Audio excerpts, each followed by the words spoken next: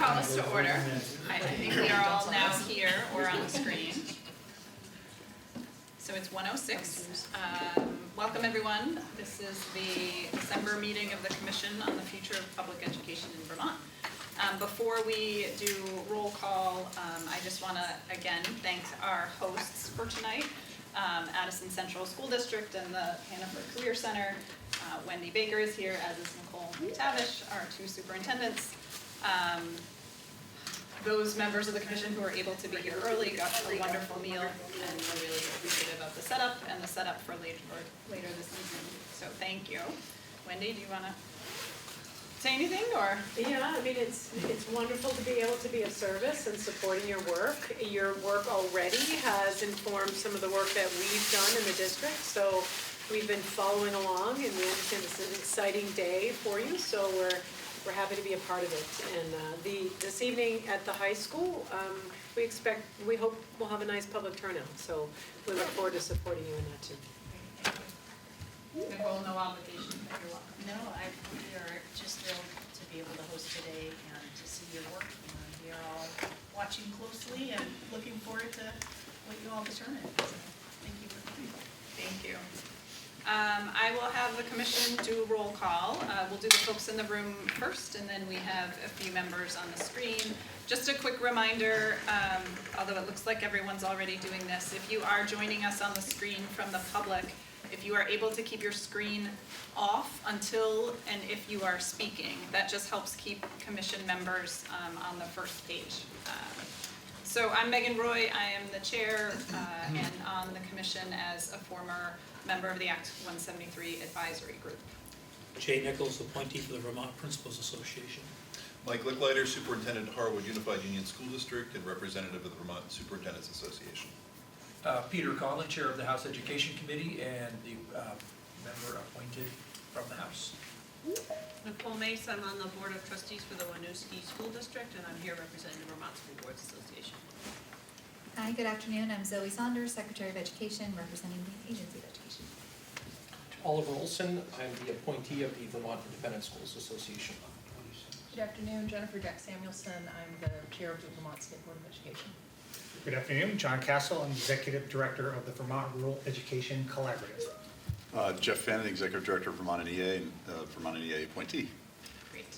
Anne, I see you first on the screen. Yeah. Ann Cummings, Chair of the Senate Finance Committee, and I represent the Vermont Senate. Thank you. And Craig? Good afternoon, I'm Craig Bolio, the Vermont Tax Commissioner. And Elizabeth, I think I saw you on the screen.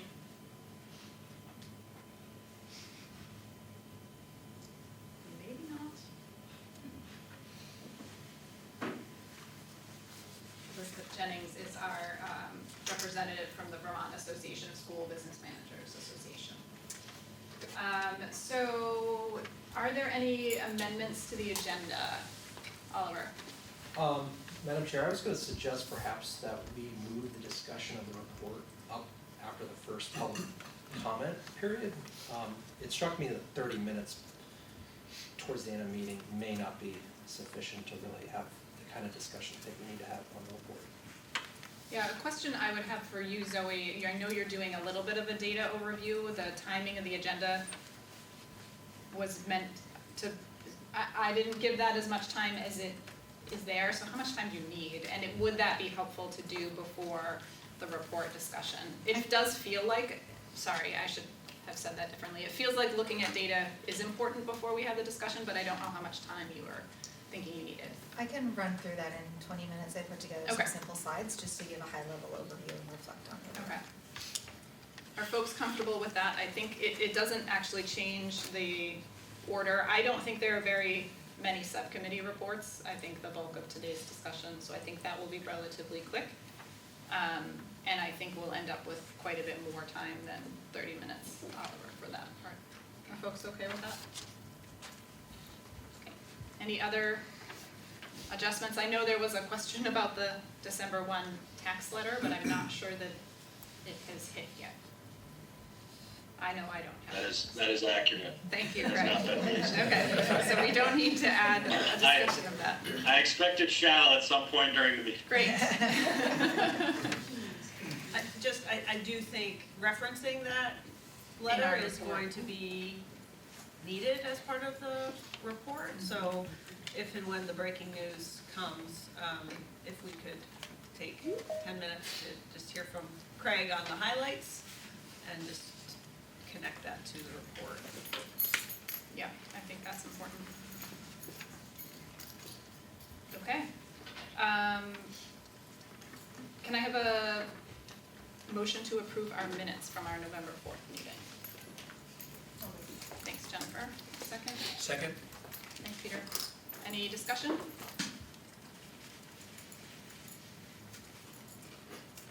All those in favor of approving the minutes?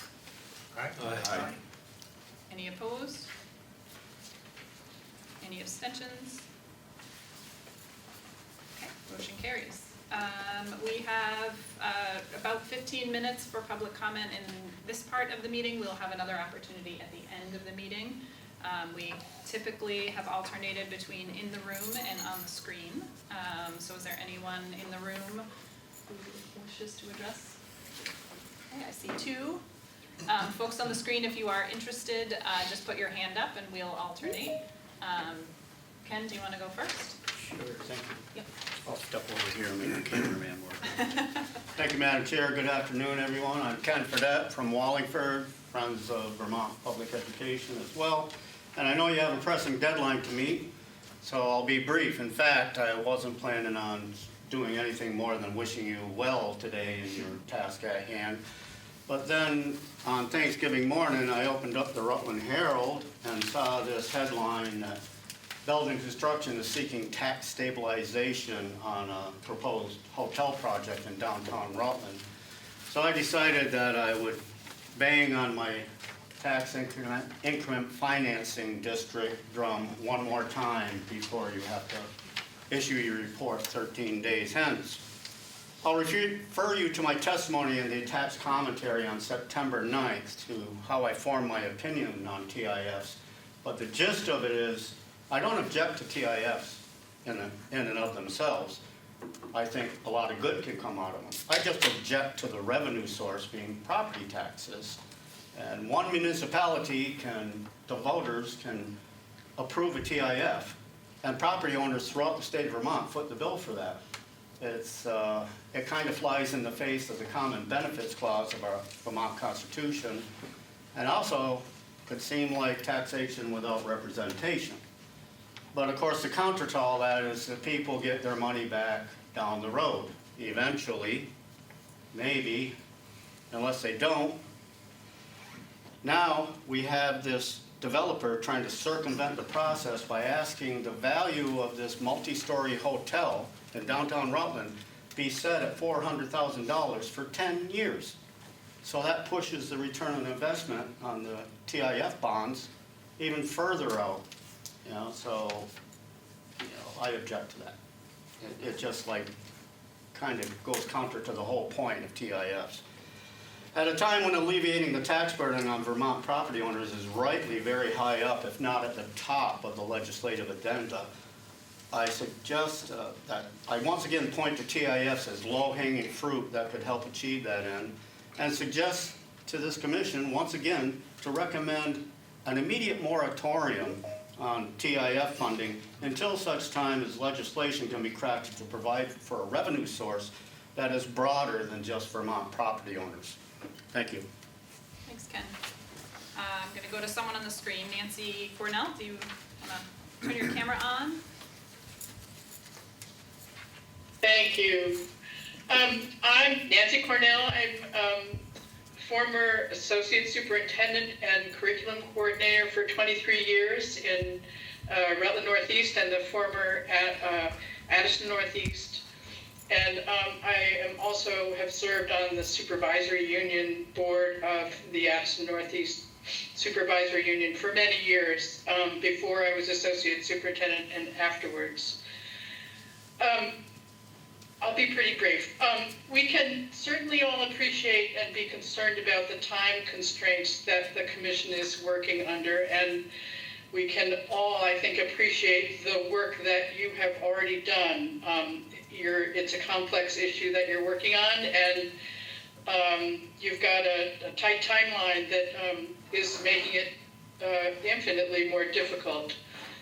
I have several recommendations about the draft that's before you today and about the commission's work going forward.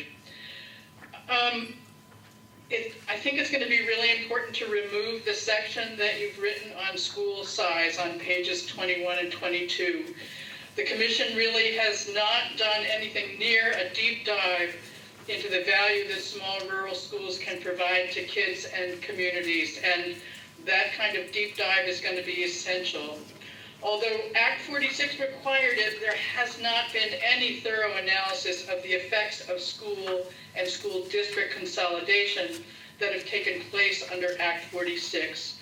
And really, the Commission should make no recommendations regarding further school or school district consolidation until that analysis is completed by a recognized independent research team. In keeping with Angelo Lynn's recent editorial in the Addison Independent, before we go making any blanket decisions about closing schools, let's be sure we have a grand plan. In not too many years, the many elders in Vermont towns will inevitably leave this earth, leaving behind a boatload of desirable available housing. Wouldn't it be a shame to discover at that point that we need more community schools for the young families who will want to and who will be able to settle here? Wouldn't it be great if our state could devise a school funding and administrative system that accommodates the very predictable generational ebb and flow of our population? Our small rural schools are really important to our small rural towns. They're not all perfect. There are some great ones, and there are some ones that need improvement. But we need to be really very, very careful not to make blanket decisions about this very key resource that is so important to our kids and also to our communities. Thanks. Thank you, Nancy. In the room? Thank you. Good afternoon, Commission and community members. My name is Jeannie Albert. I'm a retired mathematics professor, and I currently serve as chair of the Lincoln School District Board. I appreciate the Commission's stated commitment to using data and evidence to guide its decisions and recommendations. I recognize it has been a challenge to get all the data and information you've identified as critical to your mission, especially given the very tight statutory timeline. As you've noted, our complex education finance system is comprised of many interwoven threads. Today I want to share some preliminary analysis and comparisons I've done regarding supervisory union and supervisory district structure and spending in Vermont. I hope these results will inform your discussions in a useful way. Using AOE governance types, I classified Vermont's supervisory unions into three categories: single town, city SDs, merged or unified union SDs, and unmerged SUs with at least 2 districts. I then looked at budgeted spending per equalized or weighted pupils for 3 fiscal years, 2018, 2023, and 2025, and calculated summary statistics for each of the categories. Across all years, it turned out that merged SDs consistently had the highest spending per pupil, whether it's equalized pupil or LTW-ADM. I'm sharing these calculations to provide context for some of the options displayed under school size in the Finance Subcommittee's brainstorm spreadsheet. In version 2, which I believe is the most recent, the quote, fiscal impact when fully realized, unquote, of merging schools and districts is appropriately classified as unclear. Given that merged SDs in Vermont have consistently higher per pupil spending on average than other SU governance structures, it's unwise to recommend creating additional merged entities before gaining a more complete understanding of why this is happening. For example, a more thorough analysis could identify whether and to what extent additional central office structures in merged supervisory districts contribute to this difference in spending and could reveal valuable insights about variation of spending across all supervisory structures. While it may be a reasonable hypothesis that merged governance structures facilitate reduced spending compared to other models, the data in Vermont do not support this conclusion. Crucially, Table 2, Potential Policy Actions of the Commission's preliminary draft, displays a condensed version of the brainstorm spreadsheet in which this unclear fiscal impact that I've just noted does not appear. It would be unfortunate if the report to the legislature omits this assessment by the Finance Subcommittee, especially in light of the results I'm sharing with you now. As you've acknowledged in your draft report, quote, clear, valid, and accurate data is essential at all levels of the Commission's work, unquote. I present these results as support for the Commission's commitment to an evidence-based process.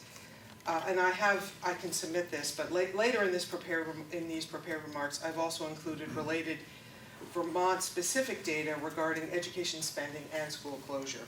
And I'm happy to answer questions or provide further information. Thank you.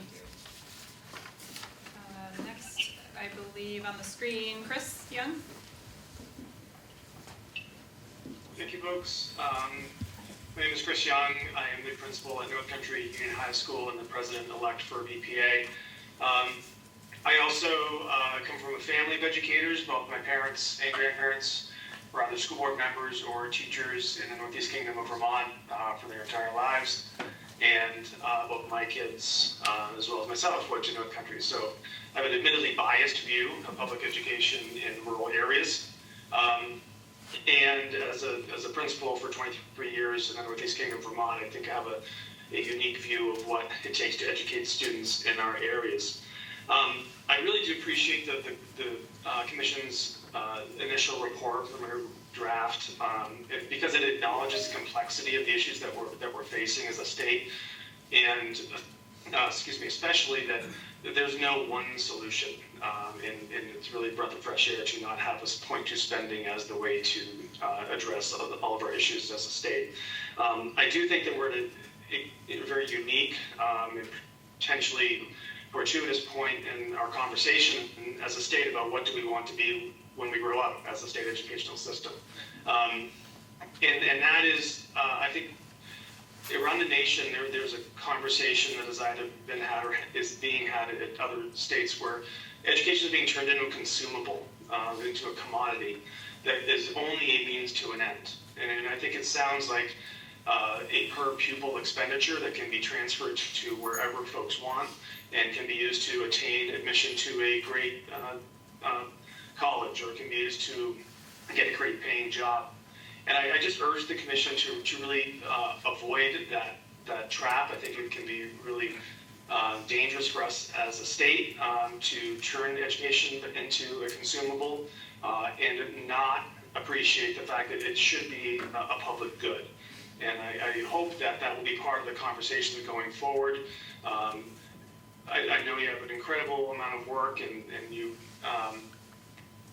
approach that with all good intentions, but the mindset of treating public education as a public good and not as a commodity that can be traded or used as people would see fit for other purposes.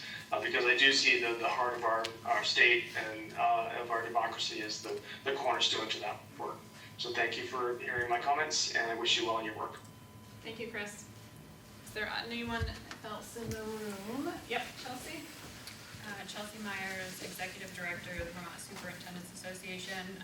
I sent an update to superintendents last week about some of the federal situation and how it might impact Vermont budgets, and thought I would just read it quickly in case it's helpful to you all. There are many unknowns related to the transition happening at the federal level. With that being said, one of the most immediate issues impacting Vermont is finalizing the FY 2025 funding for the U.S. Department of Education, which will impact appropriations for the 25-26 school year. Congress pushed decisions to December 20, and with the incoming administration, Speaker Mike Johnson has indicated a preference to negotiate with the new administration in office. This will make negotiations after Thanksgiving break pretty challenging. proposed funding levels are deeply divided, with the Senate favoring $12 billion more for education programs than the House. The House proposes to eliminate Title II and Title III and reduce Title I spending by 25%. Under that proposal, federal funding for special education would remain approximately level funded from FY24, with a $30 million increase. Federal funds account for approximately 10% of total education expenditures in Vermont, primarily through Title and IDEA funding. During fiscal instability, significant decreases in federal funding could have a considerable impact on local budgeting, especially for those districts eligible for the most federal funding, or those with the highest percentages of children from low-income families. The House spending plan would also erode some federal programs in support of English language learners. And so I read that just as a contextual factor that will impact budgeting right now for superintendents and school administrators working on their local budgeting. Thank you, Chelsea. There's one more hand on the screen. I will close public comments after that. For the first part of the meeting, we'll have another opportunity at the end. So Rob Backlund.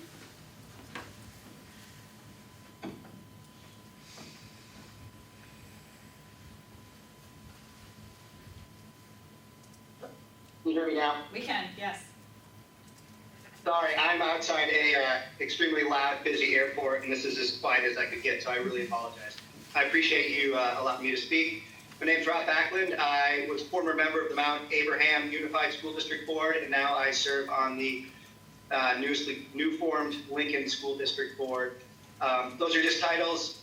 More importantly, close to my heart is I am a stay-at-home dad of a child that will be a member of the class of 2037, that is, and a son that will be a member of the class of 2042. So I think short and long term all the time about school and education in the state of Vermont. Looking at the current commission's draft report, I have questions, but I have a couple concerns regarding this idea of establishing optimal school size, and then what I see is just an Act 46 2.0, the recommendation of closing small schools and small districts.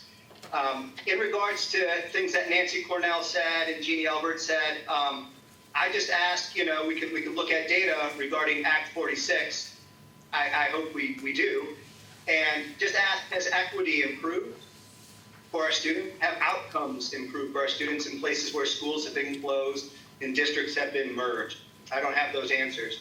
I think when I've listened to what the commission has said and what the state has said around equity, equity is not the same as uniformity.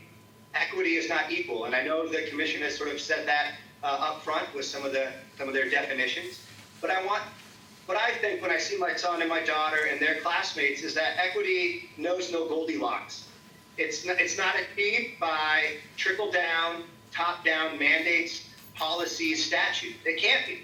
Equity is a bottom-up proposition. It's when our teachers and their support staff know their individual learners, know their successes, know their challenges, meet them day in, day out, whether it's in a large school or a small school. Equity is achieved when we support our students knowing that they are all different learners. They're all different people. And that's on a day-to-day basis. And so this idea of creating an optimal school size where one school might be too big, are we going to break that school apart? And one school might be too small. Are we going to close that school because we think equity is found in the right temperature porridge? It's not. And I'm just really saddened to see this same 20th century boardroom thinking that closing our small schools in our small towns because we're trying to find some optimal size district or optimal size school is going to improve equity. It just doesn't seem to me that it is. If the data goes differently, then maybe I'll change my tune. But when I see my daughter and son every morning and I drop them off, either at school or at their daycare, I just feel that equity is when they get to meet their principal in the morning or their care provider, and those people know their story. And so I appreciate all the work you're doing. I hope you change your course and change your tune around those regards, or provide the data that supports those recommendations. Thank you all very much for all your work. Thank you, Rob. That closes the first portion of public comment. I do just want to issue a clarifier, mostly because some folks on the screen don't stay for the entire meeting. But I just want to be really clear. The draft report is A, a draft, and B, this commission has not adopted the contents of that draft yet. It is operating right now, and again, this commission today will approve the content or not, but at the moment, the draft that's in the agenda materials has all of the brainstormed ideas. It does not represent recommendations. And so there have been a few comments just in general about concern about recommendations. And at this point, the commission, and again, today is the day that they will weigh in on this, but the commission is operating on the surface, the issues, because we do not believe that we have done the research and the data review to make recommendations. And I don't know that that is clear for everyone, so I just wanted to kind of put that out there. So A, in the interest of transparency, what is in the agenda materials is a draft that commission members saw so that they could bring their input to this meeting. So I just wanted to make that clear. So we're gonna keep moving. I guess our next agenda item is subcommittee reports. We agreed to have that be a standing agenda item. I'll start with the steering group. Does the steering group have any updates for the full commission? Summary for folks, the steering group met to affirm the agenda for today. So that's the executive summary. At the finance subcommittee, does a member of the finance subcommittee want to give a quick summary? We've spent the last 3 meetings going through the brainstorm document and having discussions. We also saw some data presented by the Agency of Education and had some information provided to us about foundation formulas and how they're used and implemented in other states around the country. Did I miss anything, Mike? No, I think your point and Nicole's point about the chart we have in the back, one of our goals was to create a chart that has all ideas, not necessarily weighing in on the pros and cons of them, but the feeling, especially from our chair, Representative Kornheiser, was it was good to have a chart listing everything, because there's going to be a lot of discussions in this legislative session, and it would be good to have some kind of brief summary for the report. So that was the genesis of that idea. Thanks. Communication and engagement, I can speak for the committee, but you can weigh in. The committee did meet to review proposals for our communication and engagement consultant, have brought a recommendation that this group will consider today as part of our agenda. All right, I'm going to turn it over to Zoe. Our intention was to, Zoe gave a really helpful overview of kind of the data request, the status of the data requests so far to the finance subcommittee. And looks like she has it up on the screen. Great. I compiled a few slides just to walk through the update since we last met in November. So I'll provide a very quick process update on a response to the data request that we've received from the Commission, along with an overview of the status update and orienting you to a new tool that we'll be using on a regular basis to reflect new inquiries and the agency's response to those questions. I also want to highlight some of the recent data from AOE reports that were published in November. This November, we published the re-released State Education Profile Report and also the Vermont's education funding system explained and compared to other states. We have, over the last few weeks, provided some additional analysis to the Education and Finance Subcommittee, and I'll provide some key highlights from those data presentations.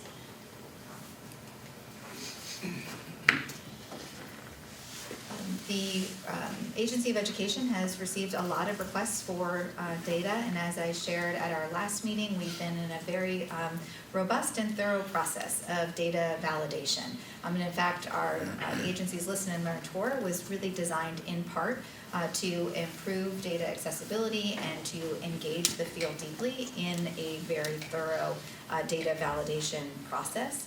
I did submit a memo to the Commission on November 22nd that outlined a couple key areas, including the role of the Agency of Education, the shift to a data-driven culture, and what is involved in that. I did respond to some specific data questions and also provided a status of the data response. In terms of the role of the agency, we are the only statewide organization that's responsible for implementing state and federal education laws. And as it relates to our role on the Commission, we are responsible for providing the Commission with data and information to inform the policy recommendations. The agency proactively contracted with a consultant, APA consultant, back in July, and that was to support us with our Listen and Learn tour, and part of that, as I mentioned earlier, was designed to improve our data capabilities. We recognized very early on that there was going to be a need for enhanced and more sophisticated reporting beyond what we had produced previously. We also, the Commission has, I know today, will be looking at bringing on a consultant for communications. The Commission declined to bring on an education finance expert. So the Agency of Education in September did contract with New Solutions K-12 to provide that additional resource in giving us those recommendations, and they've been involved in many of our subsequent education finance subcommittee meetings. In terms of shifting to a data-driven culture, we talked about this last time. Part of that involves addressing long-standing issues with our data infrastructure. That includes data collection, includes inconsistency with coding from one supervisory union to the next over time, and also overall just disparity. So we have a number of different data collections, and this is really one of the first times that we've pulled together these disparate data collections in this way to provide a very nuanced and full understanding of our education system. And so anytime that happens, you learn a lot when you're matching up those different data sets. We also, as part of the Listen and Learn tour, before we had the public engagement sessions, we had regional planning with education leaders. So 250 education leaders were part of that, and we traveled all across the state. We brought some additional data to those planning meetings, which was at another layer down, to make sure that we could validate that and make sure that we had that accuracy. That was a really important part of this process in recognizing where there were issues, where we had to make some corrections, and also gave us insight into how we might need to frame the analyses differently or provide additional contextual understanding to support data-driven decision-making. So just want to call out that the shift to a data-driven culture takes a little bit of time, and we're working on that, but we're really very appreciative of everyone who's been involved. We've worked really closely over the last 3 months with superintendents and business managers and principals to really dive into the data, and have been very committed to making changes where they're needed, because the point is to make sure we're getting it right, and that really is a collaborative effort. So I just want to commend everyone and express my appreciation for those who have been really very deeply involved in this work over the last 3 months.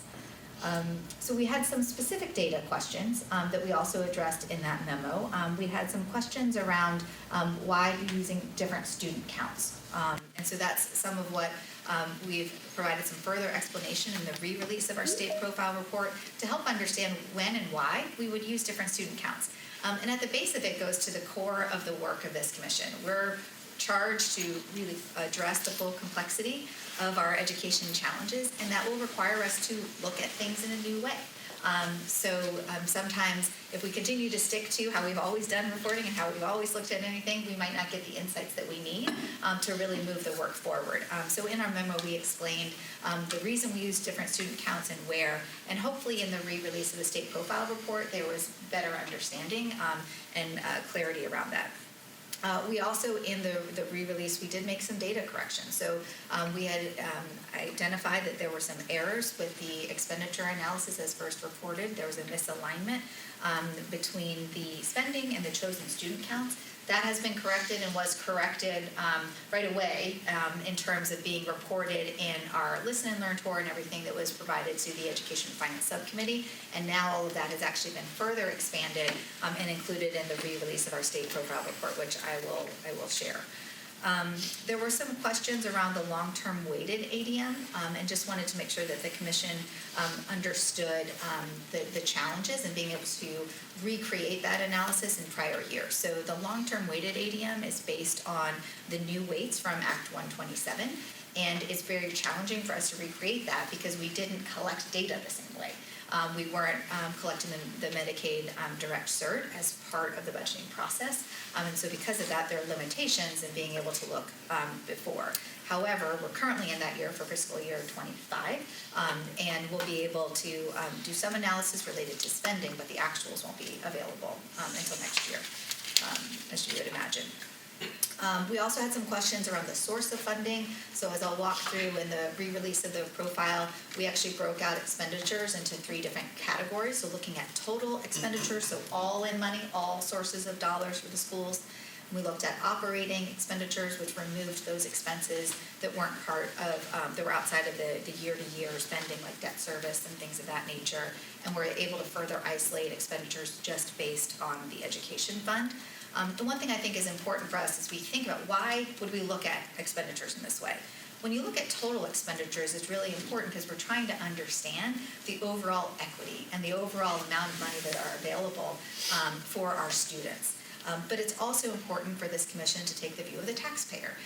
And so that's why in future reporting, we've actually been able to further segment that and look at spending just from the education fund, which is more closely, of course, is the source from the state funding. So I'll walk through a little bit more detail around that. But I wanted the commission to have that broader view because I think all of those the type of expenditures are all really important, but they inform a different understanding, and they likely will inform different policy actions as we move forward. In the memo, I also shared the status of the data responses, and I'll preview that in the next slide. We did put together a very simple tool that I know has been included in the draft report.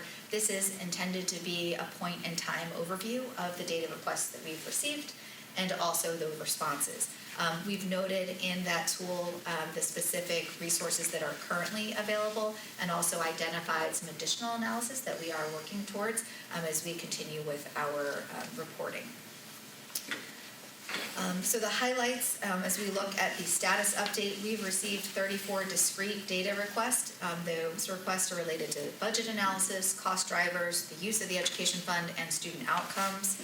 We, as an agency, have delivered on the vast majority of the data requests. There are a few exceptions for items that the Education Finance Subcommittee is refining or they've deemed are not necessary at this time. And that's part of the work, too, is we need to prioritize the analysis and make sure that we are maximizing our time. There's a couple additional data collections that we are looking to do related to class size. So while we do capture some data around class size, we recognize the need to do a broader data validation with the field to make sure that that's being reported accurately, because there's some different ways that that information has been collected and presented across supervisory unions and districts. So that is something that we are working towards. Additionally, we will release future topical reports. We have prioritized the next few. We'll focus on special education delivery, pre-kindergarten, and college and career readiness are the next topical reports that we'll be producing. As I mentioned, we re-released the state education profile. So this report was first released in August and actually was kind of the kickoff as we all got together as a commission. We walked through some of the high-level data from that report. We've spent a lot of time in the field, as I mentioned, doing some data validation and digging deeper. So the re-released report includes a new section that provides a more detailed overview of the Vermont education ecosystem. Vermont is really unique in how we deliver education, and so we felt it was really needed to provide a more robust understanding around that. We also updated the enrollment figures. Those have been updated across all years. And also we separated out CTE, career and technical education, and dual enrollment from those enrollment figures. In the report, we've included some new maps as well. So you'll be able to see the distribution of students in a lot of different ways, and we can look in that if that would be useful for the conversation later today. Demographics. So we did make some updates to the special education percentages and the supervisory union and school district comparison by needs. So we did see some shifts there. In terms of overall performance, when we think about student outcomes, the updated report includes the preliminary 2024 Vermont CAP results. With respect to staffing, this version of the report focuses through 2022-23, and we did exclude pre-K and CTE from the analysis. I know I'm getting a little weedy, but I think these are some specific questions from the commission that I wanted to make sure you saw are reflected in the updates. In terms of expenditures, the new report has a more detailed analysis. As I mentioned earlier, it looks at total expenditures, which is all sources of funding, operating expenditures, and just the education fund. And the appendices are very robust, and this is a new practice that we've implemented. With every data report, we're also including what we call recipe cards. And those recipe cards spell out the specific steps that were involved in creating that analysis, and that's accompanied by an open source data set. So that can be very supportive for those that are interested in recreating the analysis. In terms of the overall results, the re-released report presents a consistent data story when you think about the overall statewide trends. Vermont schools tend to be smaller and more highly staffed. We have experienced a significant enrollment decline over the past 20 years, and a lot of that decline occurred before the pandemic. We do see persistent achievement gaps for economically disadvantaged, English learner, and special education groups. And we saw really interesting differences based on size and need of the supervisory unions and school districts across the state. So smaller supervisory unions and districts tend to serve higher need students, and they tend to pay teachers less due to many budget constraints.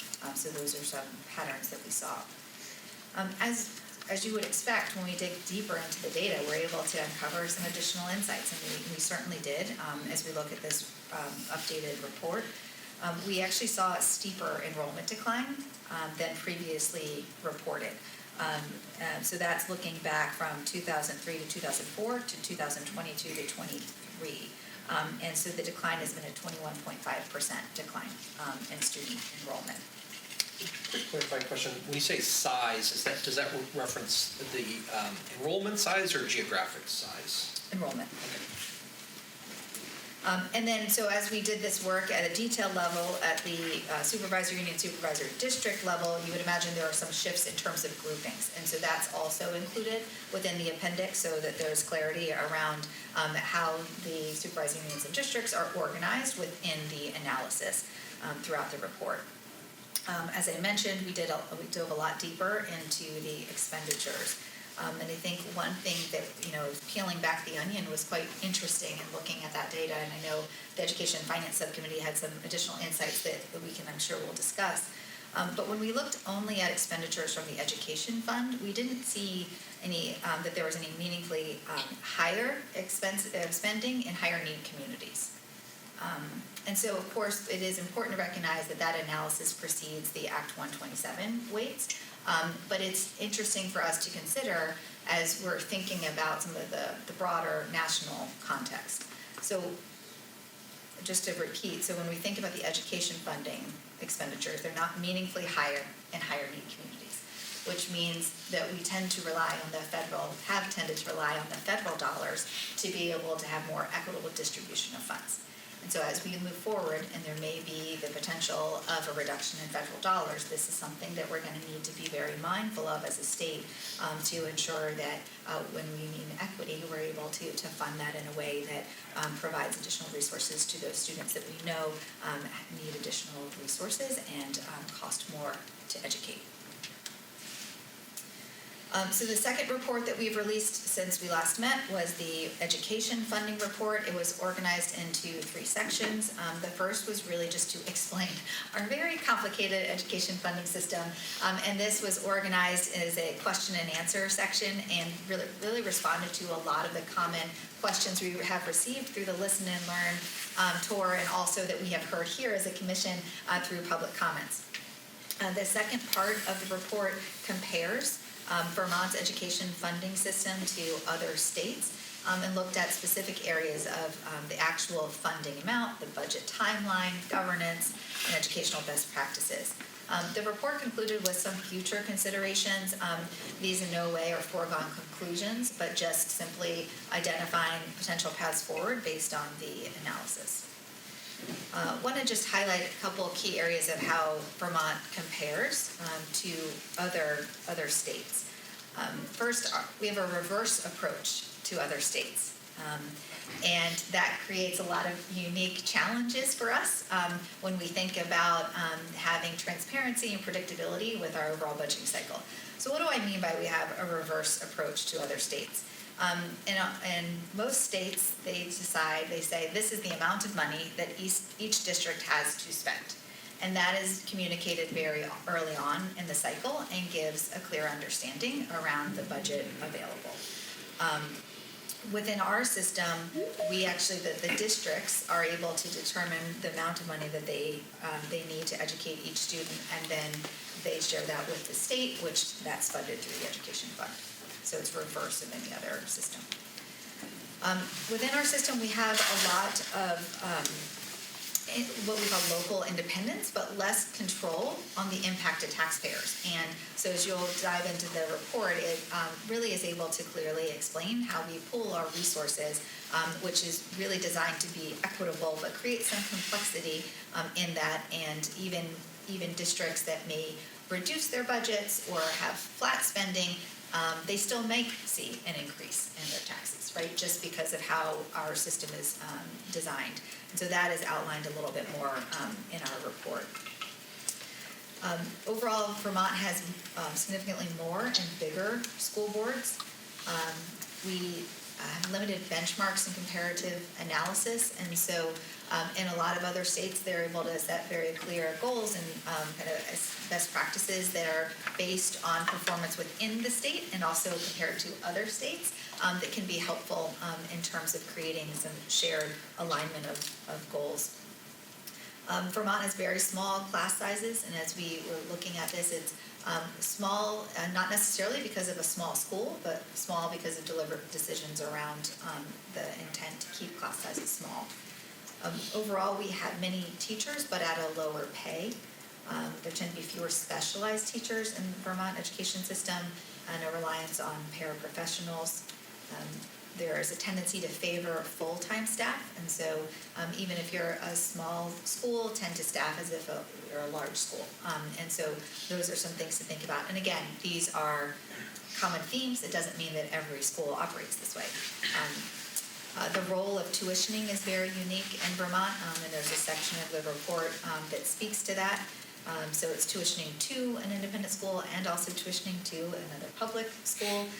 We are going to provide a deeper overview of tuitioning in the future because we know that there are still some questions around how that works. I also think it's helpful to see a visual representation of our tuitioning pattern so we can kind of see that interdependence as well. I know that there has been a question that we've received around tuitioning, and there's one data point that looks at tuitioning to out-of-state schools. It's 1% of all students that are tuitioned, not 1% of all Vermont students. So just want to make sure that that's clear.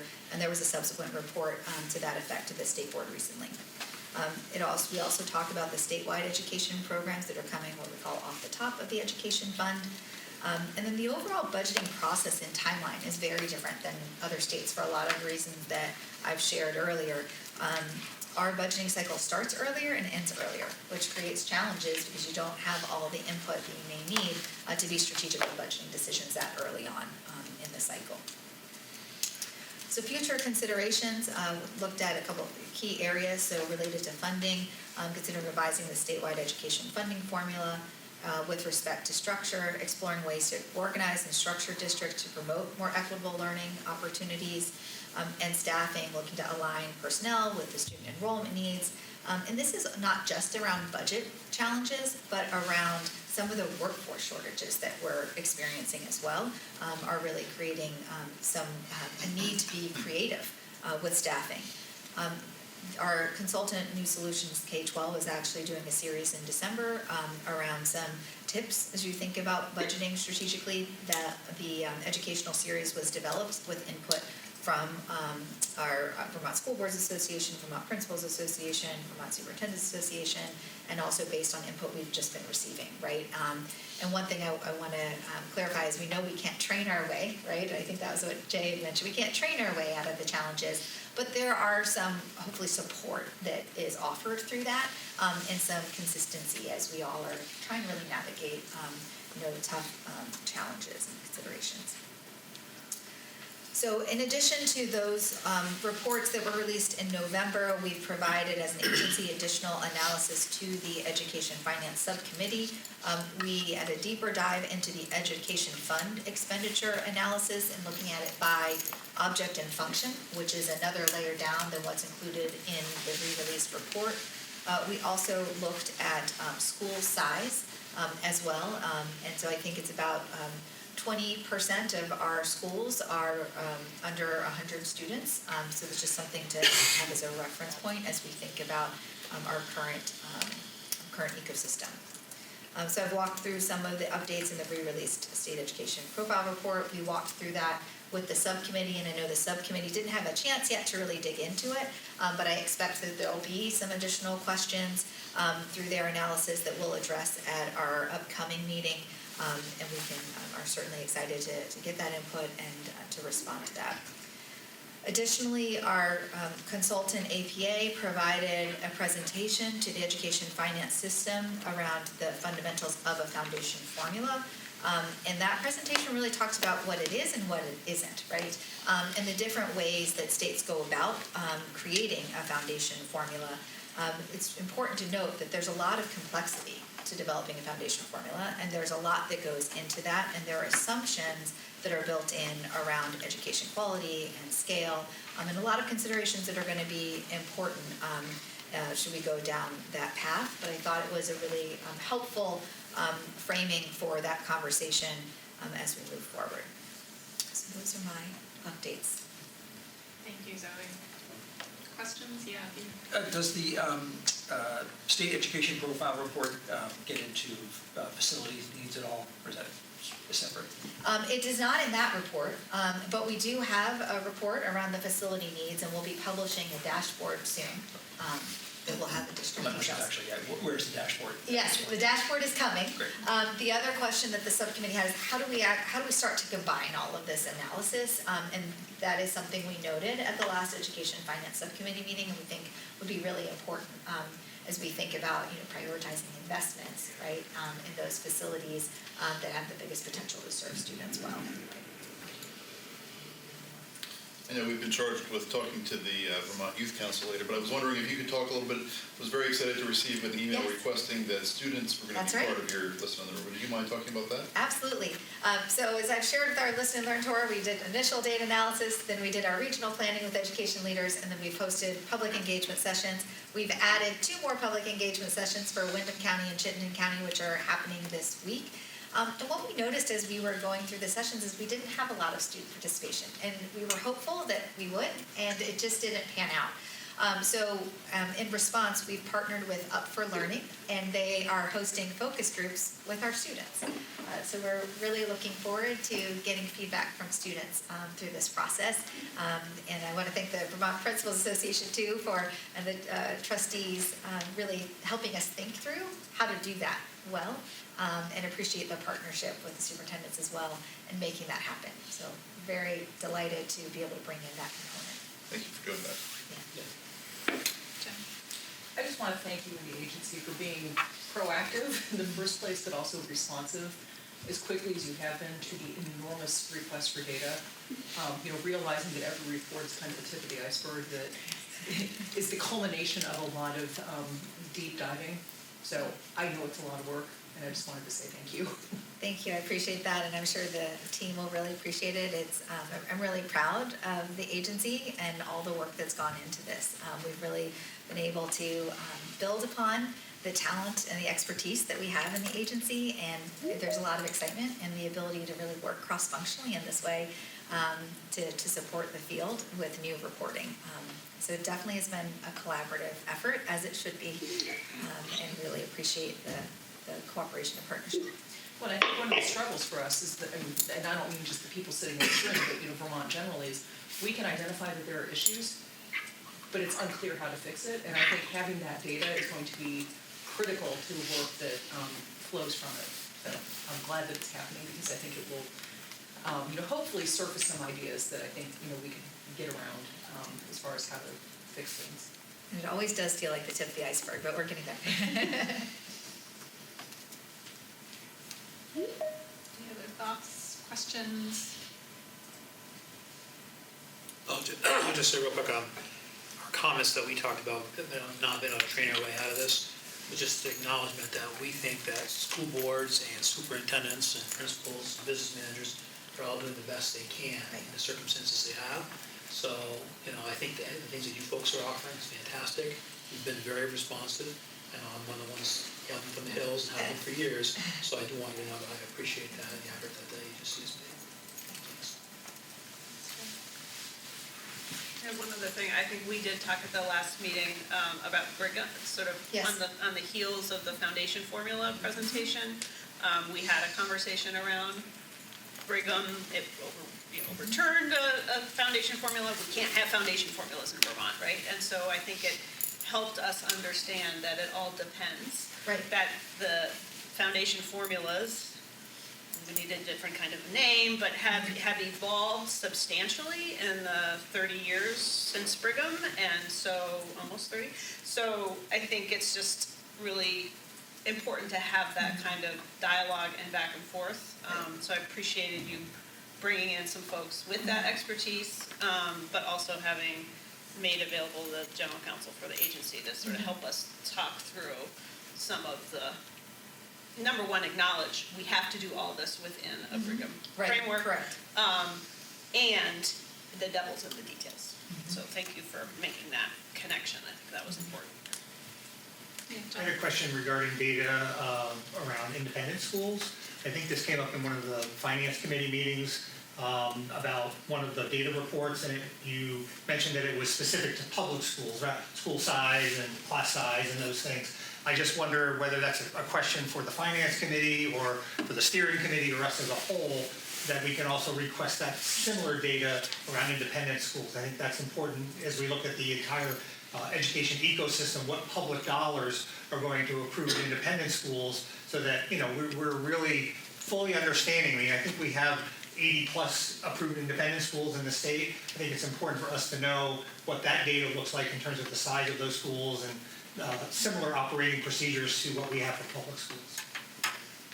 Well, we're in the process of thinking through the data validation for class size specifically, so that's something we can consider.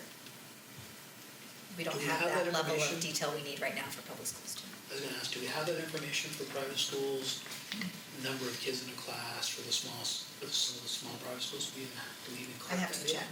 I haven't So reported. I don't know if I've ever even seen that data.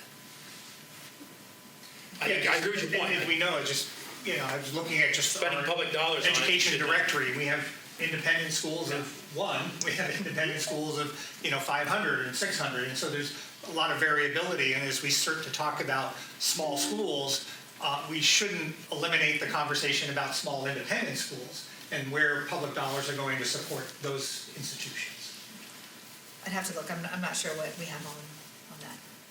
But I just, maybe that comes up in the further work of the finance committee or the steering committee. I'm not saying that that's been a request that you haven't fulfilled. It's just, I think it's in the context of that larger request around school size and operating structures and all of those things, that we're also including that data around independent schools. But I know we had some conversation with Jill Briggs Campbell about some of that information, and I had a couple of questions for you, but you really answered them. But one of my questions to John's point is that, are we going to be able to take a look, I think it would be helpful to take a look at a map and take a look at some of those data points in the map. What are the size of schools? Where are they located in the state? Could we take a list of, look at a list of spending per ADM and how that maps out? Right. Just some of those pieces. You mentioned a little bit about that in teacher salary, and so I assume that's coming as well. I'm asking for a lot of maps. Yes. Yes. But that would be very helpful. Yes. And I appreciate you kind of addressing that as well. Yeah. So the re-released report has additional maps, and we're working on some as well as we're prioritizing. But I think it is a really helpful illustration to understand the geographic patterns and the uniqueness of different communities as well. Well, and we've talked about it at the finance committee around, small by necessity or small by choice or by desire or community preference. And I think and even on some of the tuitioning conversations around dollars going out of state, right? Like, we know that in many parts of the state, the only option is a public school across the border in New Hampshire, right? And so in the absence of a tuitioning program, so being able to visualize the choices that we're making as a state and the policy implications of each, I think was going to be really very excited. So wondering I have, knowing what today's date is, it sounds like a lot of things that we're talking about are really important conversations for the next year. Jay, you stole my segue. I was trying to set you up. Thank you. That is exactly what I was going to move us to the conversation. Even just this past few minutes, and I should back up and echo folks' thanks to the agency for a significant amount of very responsive data collection. There is no such thing as perfect data. We all learn how to look at data as part of our, hopefully, K-12 education, but also, right? So that is what we are doing, is looking at all of the data and analyzing it, figuring out what's missing and where else we need to go.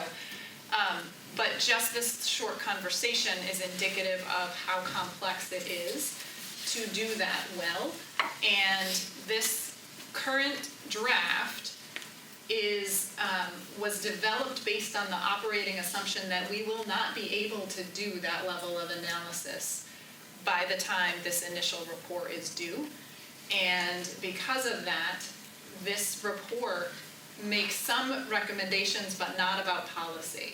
And so the goal of today's conversation, first I'll do just a little bit of recap around our conversations to date.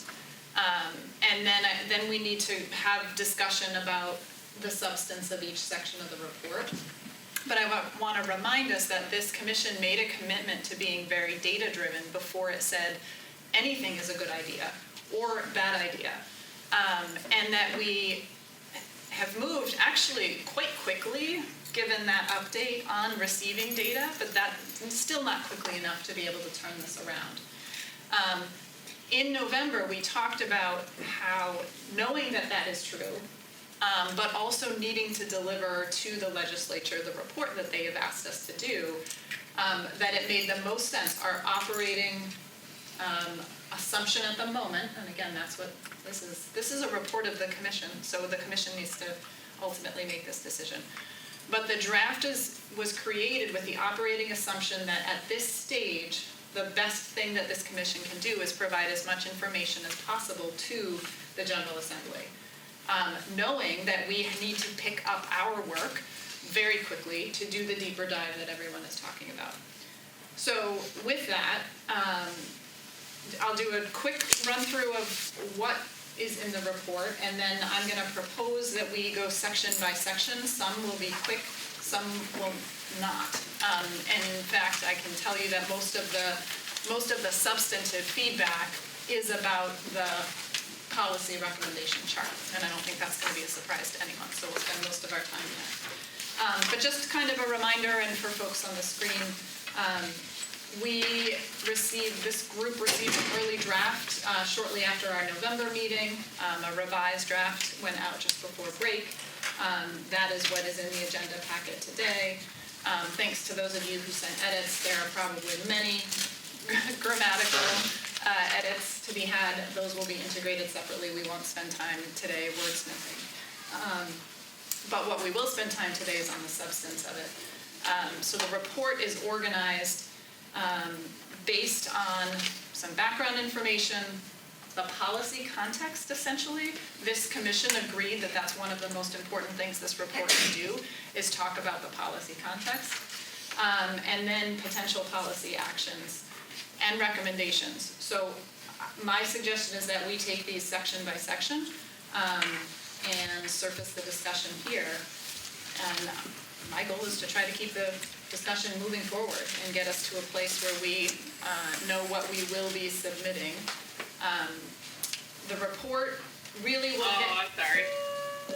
The report will hit the press on December 13th because the 15th is a Sunday. And the steering group does have one more meeting on the 11th of December, just so that they can put one last set of eyes. But the substantive action on the content will happen today. Okay, so I'm going to start with what I anticipate being the easiest part. So the first section that I would like just the group to either affirm that we're moving forward or not is just the background. And I see that as kind of the page 1 to the top of page 5, which is really the law, our membership, our work plan, and our guiding principles. And that second draft did have a clarification that Jennifer brought up. I think it was you, Jennifer. And if not, it was a good idea anyway, and I just give you credit for it. We wanted to be clear that the 3 policy areas were a way that we as a commission decided to do our work. There's actually many more policy areas that we're required to report on. So that is one big change. Thank you. Comments, questions about that part? About the background? Just the background. I did have some comments, and it's on page 5, for example, current Vermont context. School spending decisions in Vermont are defined largely at the local level. I added that it's also affected by Montpelier and DC. There are, and we have talked about that, and we've had public comments over the course of our tenure from people who talk about things coming from Montpelier and DC that do affect local education spending. So I thought it was important to include some of the comments we received. So I just added that how much is spent locally is also affected by decisions made in Montpelier and in Washington, D.C. You mean like unfunded mandates? It could be funded or unfunded, correct. So yeah, I was going to say, Megan, are we in the right place? No. Okay, thank you. Oh, The next section. You said 1 through 5. Top of the page, very, very, very top of the page, page 5. Got it. Really, as soon as preliminary findings is where Got you're it. going next. Thank you. I'm really bad at looking at the screen. Craig, go ahead. Mine's just a side note, and I'm not trying to derail us, but I know folks were interested. So the December 1 letter did just come out. So I'm happy to talk about that whenever makes sense for the flow. Group, what would you like? Can be forwarded to commission members so we get it right now. Craig, can you forward it to commission members? Maybe we will take a break in a few minutes. Can I forward it to Maureen or Suzanne, who can forward it along? Yeah. Thank you. Sure. So the question on the floor right now is up to a call to action. Right before, no, it's just to the bottom of guiding principles. So preliminary findings is just on the heading is just on the bottom of Correct. page 4. So it's. So we're on page 4, guiding principles. 1 through 4, I think, right? Pages 1 through 4. Any feedback on pages 1 through 4? Are you looking for a motion or? Right. I mean, Two preliminary findings. Two. I would almost just look for a straw poll to keep going and have a big motion at the end is my recommendation. So this is more straw poll. I guess it would be raise a concern that you have as far as John. I just want to make sure I'm including Yep. section. So is the call to action Is that something we're looking at now? Is that part of that? That's No. next. That's next? Yes. Okay, I just Yep. didn't want to miss that. Yep, nope. Thank you. Down through the bottom of our guiding principles. So that my comments were about that then.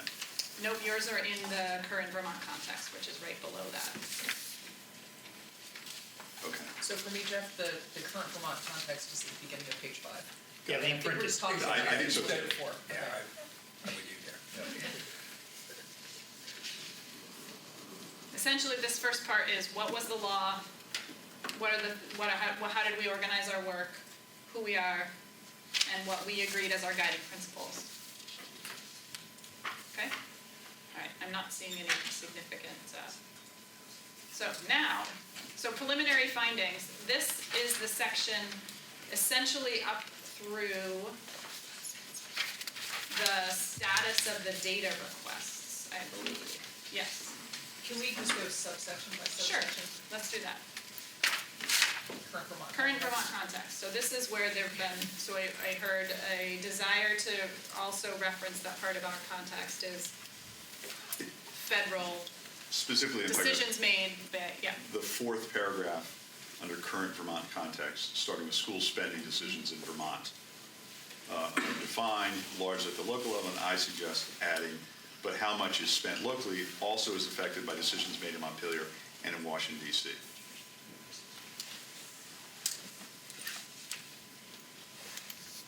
I would piggyback this, and I emailed Megan this comment, but I'll just share it with the full commission.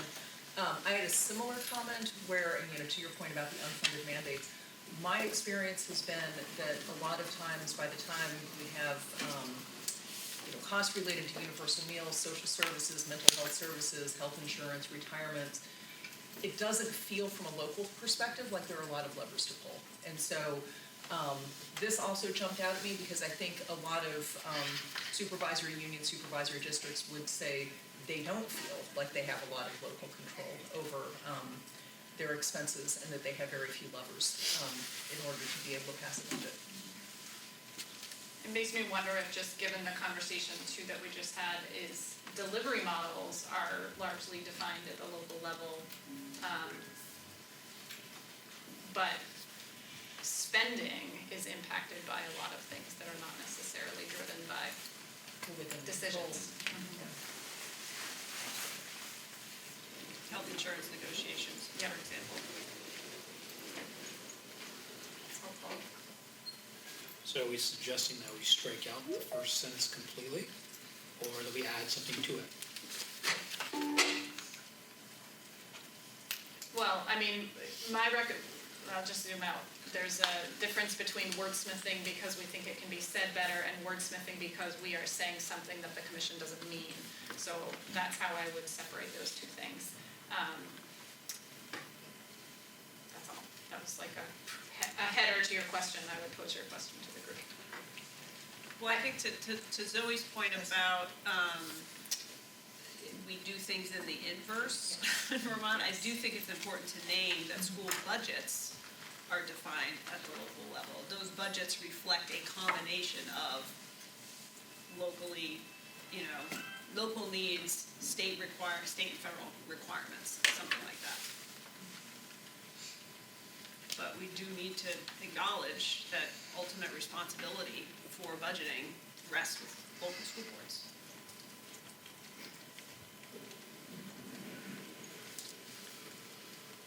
Folks comfortable with that? I think so. I don't know what the wording is, but I think in concept, I think we've agreed at some level. Yeah,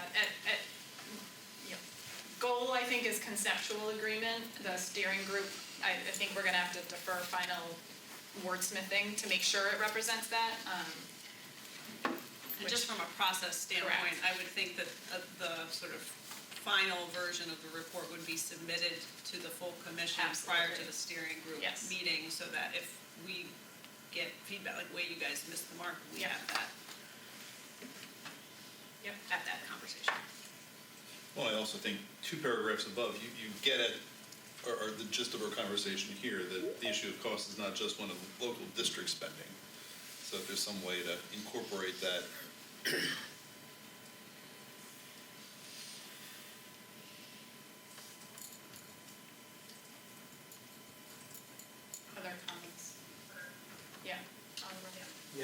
in the first paragraph, there's a statement that there were significant reductions made in spending in many school districts. I feel like that should be supported with some data.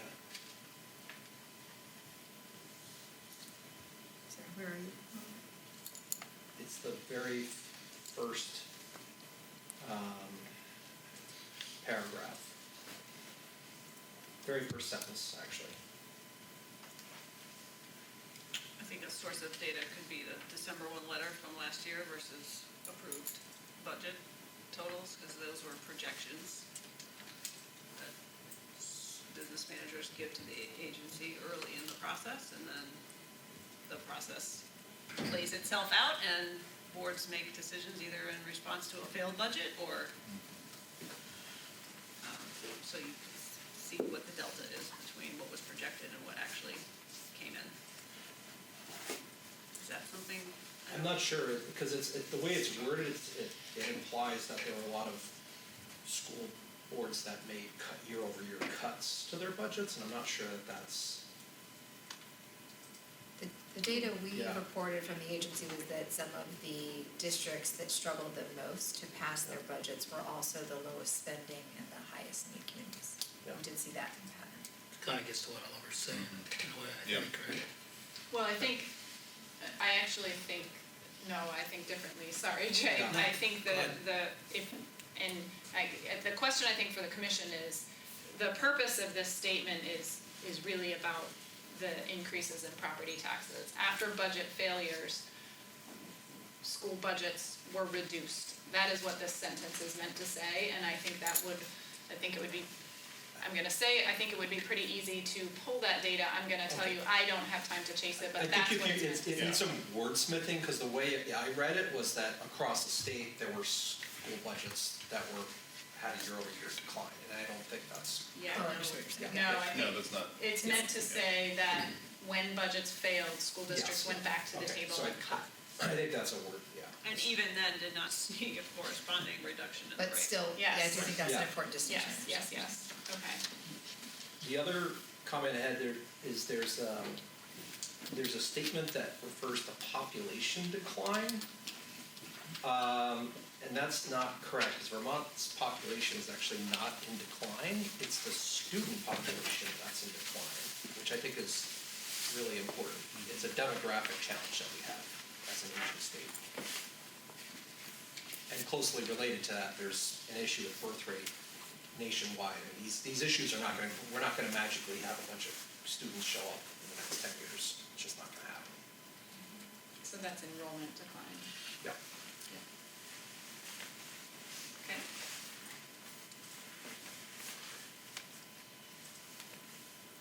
Anything else around current Vermont context?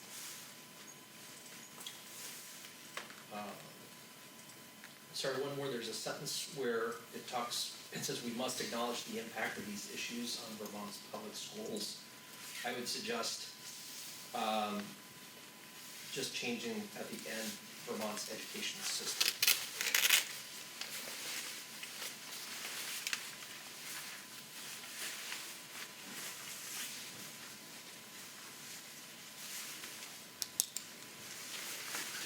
To also lift the screen. Commission members on the screen, if you have your hand up and I'm not calling you, just start talking. Okay. Are we ready to move on to the call to action section? Sorry, one more. Yep. So healthcare's been cited as a huge driver of costs, and there's some very significant data that we've seen in the independent school community as it relates to VHI, and I think it's a really important finding. Just over the last few years, a significant number of independent schools that were part of VHI have left or are in the process of leaving, and they've all reported a net reduction in healthcare expenditures. Do those schools have to negotiate with their employees about the benefits and what the plan covers? Because I think that is part of, it's what's the plan design? Yeah, exactly. But these are this is a big cost driver, and I think that's a pretty significant finding. I'm just not sure how relevant it is to the context of public schools who, number one, we're in the statewide process.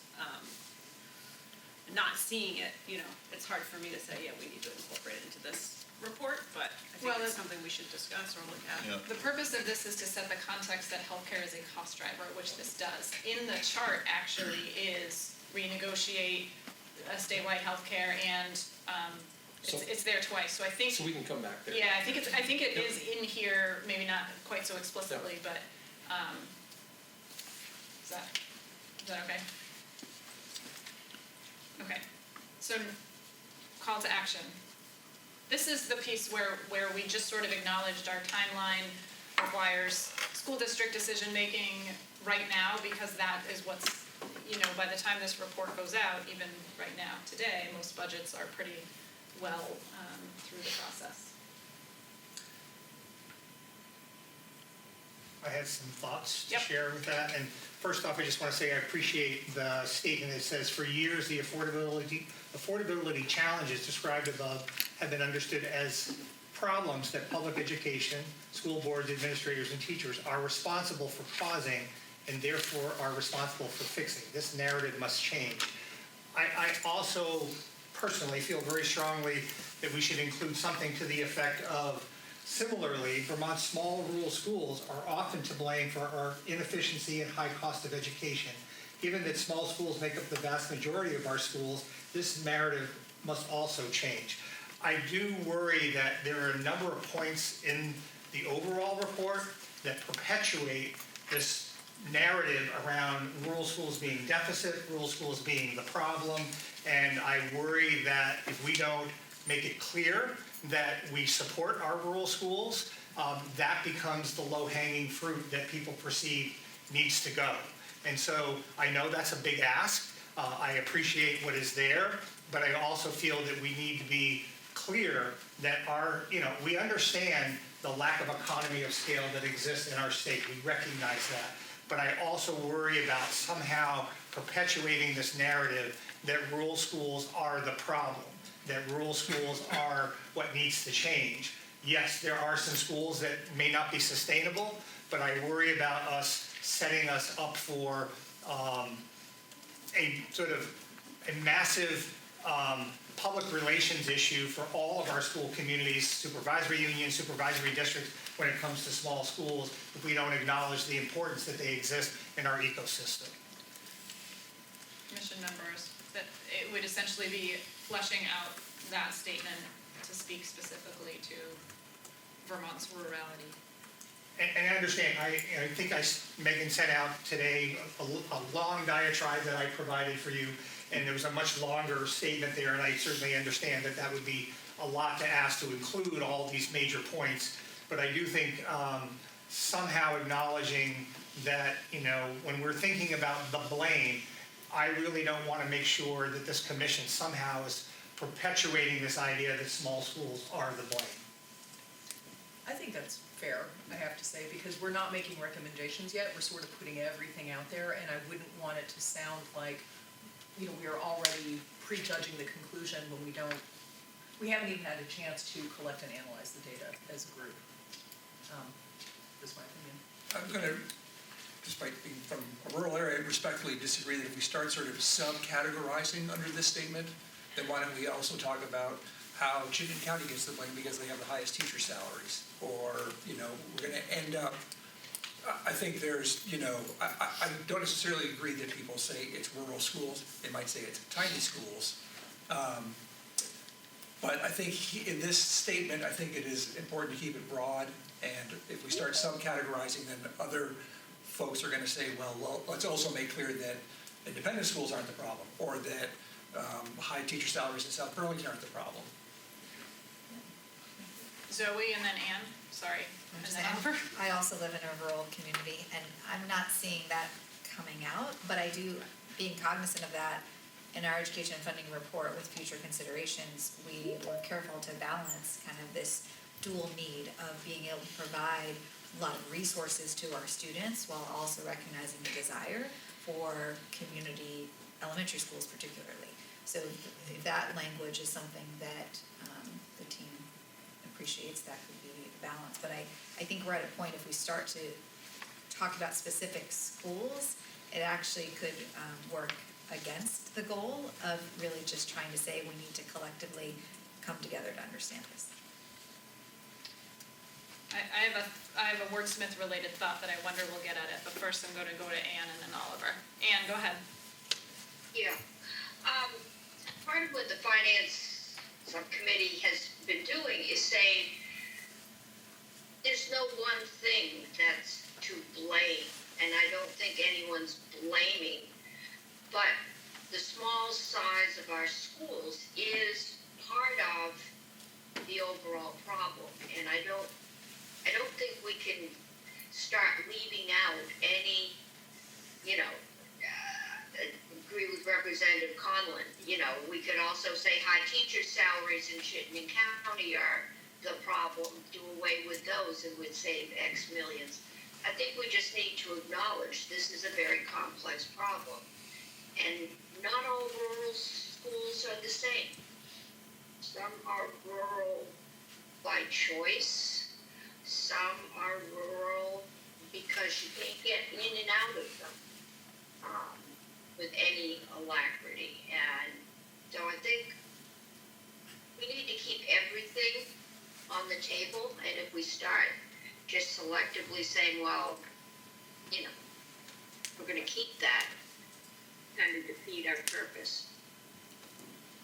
Thanks, Anne. Oliver? I was largely going to agree with Peter and Ann, and I, in my comments, I suggested just kind of sort of removing the whole blame issue completely, because I don't think people blame the public education system. I think nobody knows. There's general frustration. Nobody knows who to blame. I mean, I talked to 24 or so legislators. They would say that they were blamed a month ago. So I think it would be best just to sort of remove any sort of assignment of blame, just generally within this call to action. Nicole and then Zoe. Yeah, I hadn't thought of it that way, Oliver, but I think I agree with you. I do think there is a collective call that sort of builds up. Like, it's no one district's or handful of districts' responsibility to address this issue, nor is it one community or one component. It is, the call to action is really, we're all in this together. We all have to be willing to think creatively about, I think Chris Young said it, but who we want to be when we grow up, right? Like, that's what the call is, that we need to be coming to this conversation with an open mind, and so I agree, I think blame's probably not that, but I also think we need to, I would like to see the point made that it's not one group of communities, or like, we all play a role. Every decision that gets made in every community across the state adds up to where we are. Zoe? I tend to agree with that. I think the call to action can be framed more around collaborating and recognizing the complexity of the issue. I think the conversation we're having now points to the fact that we need to have more clarity around how we're actually defining like districts and like schools, meaning similar, because not all rural schools operate the same way. Not all middle schools, not all high schools operate the same way. And we've already heard in public comment that there's different ways people are organizing and categorizing governance models, right? And so I think we need to, in this section, focus on the collaboration and acknowledge the complexity and recognize that we need to do more work to really understand the similarities around how our schools and districts are organized to be able to make those type of recommendations. Let me say one more wordsmithing thing. This isn't wordsmithing, actually. I just wanted to remind us that this is here because the narrative that this group did want to push back on is this would all be fixed by spending. And then all the different reasons people attach to why we spend too much, some of which is small schools, some of which is tuition, insert many, many things. So I just wanted to remind us that I'm not sure it says quite the same thing that the commission intended if it doesn't say something altogether, because this was meant to push back on the narrative that this could all be fixed if schools just spent less. So, I just wanted to put that in the room. The wordsmithing thought, and then we should keep going, was around keeping this, but adding a context about it's the educational ecosystem, which is the agency's words, that causes this, and that someone else said it's no one community's responsibility to impact it. I think those are useful additions that kind of touch on that. I also kind of agree with, if we start this being a laundry list, we're inevitably going to leave something out, and that's also not helpful. So, Jennifer and then Jay.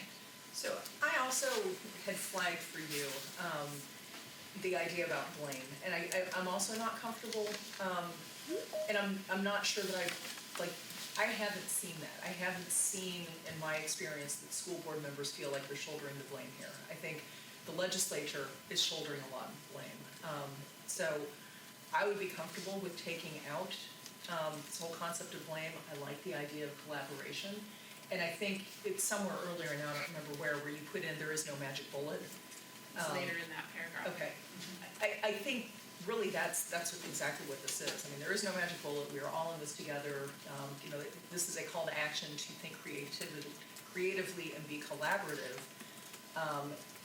And to the first sentence, the commission wishes to elevate a collective call to action, I would add the General Assembly to that list. Because I think, again, we're working at this from a number of different angles to reach one solution. Jay? I'll slightly change what I was going to say based on what Jennifer just said.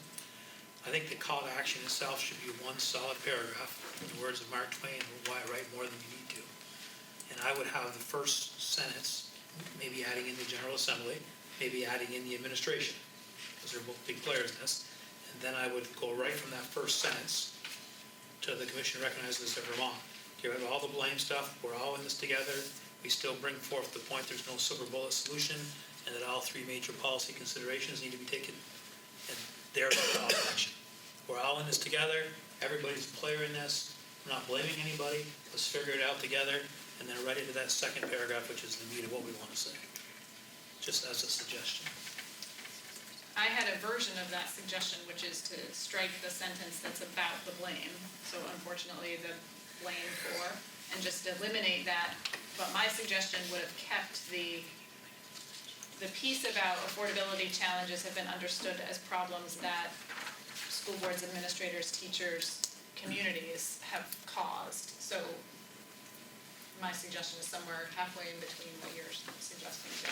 And the only reason I say that is I think there is a bigger narrative focusing on schools than perhaps you're hearing.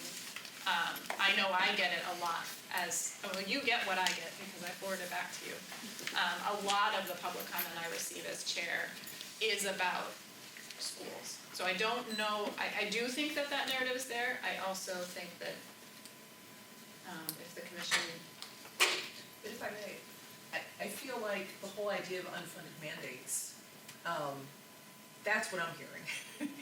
and so I think for school board members who feel like they're shouldering the blame, I think a lot of them would say, like, look, we've been given more responsibility, and the only way for us to do this is to raise our property taxes because there has not been money allocated for, insert what the topic is.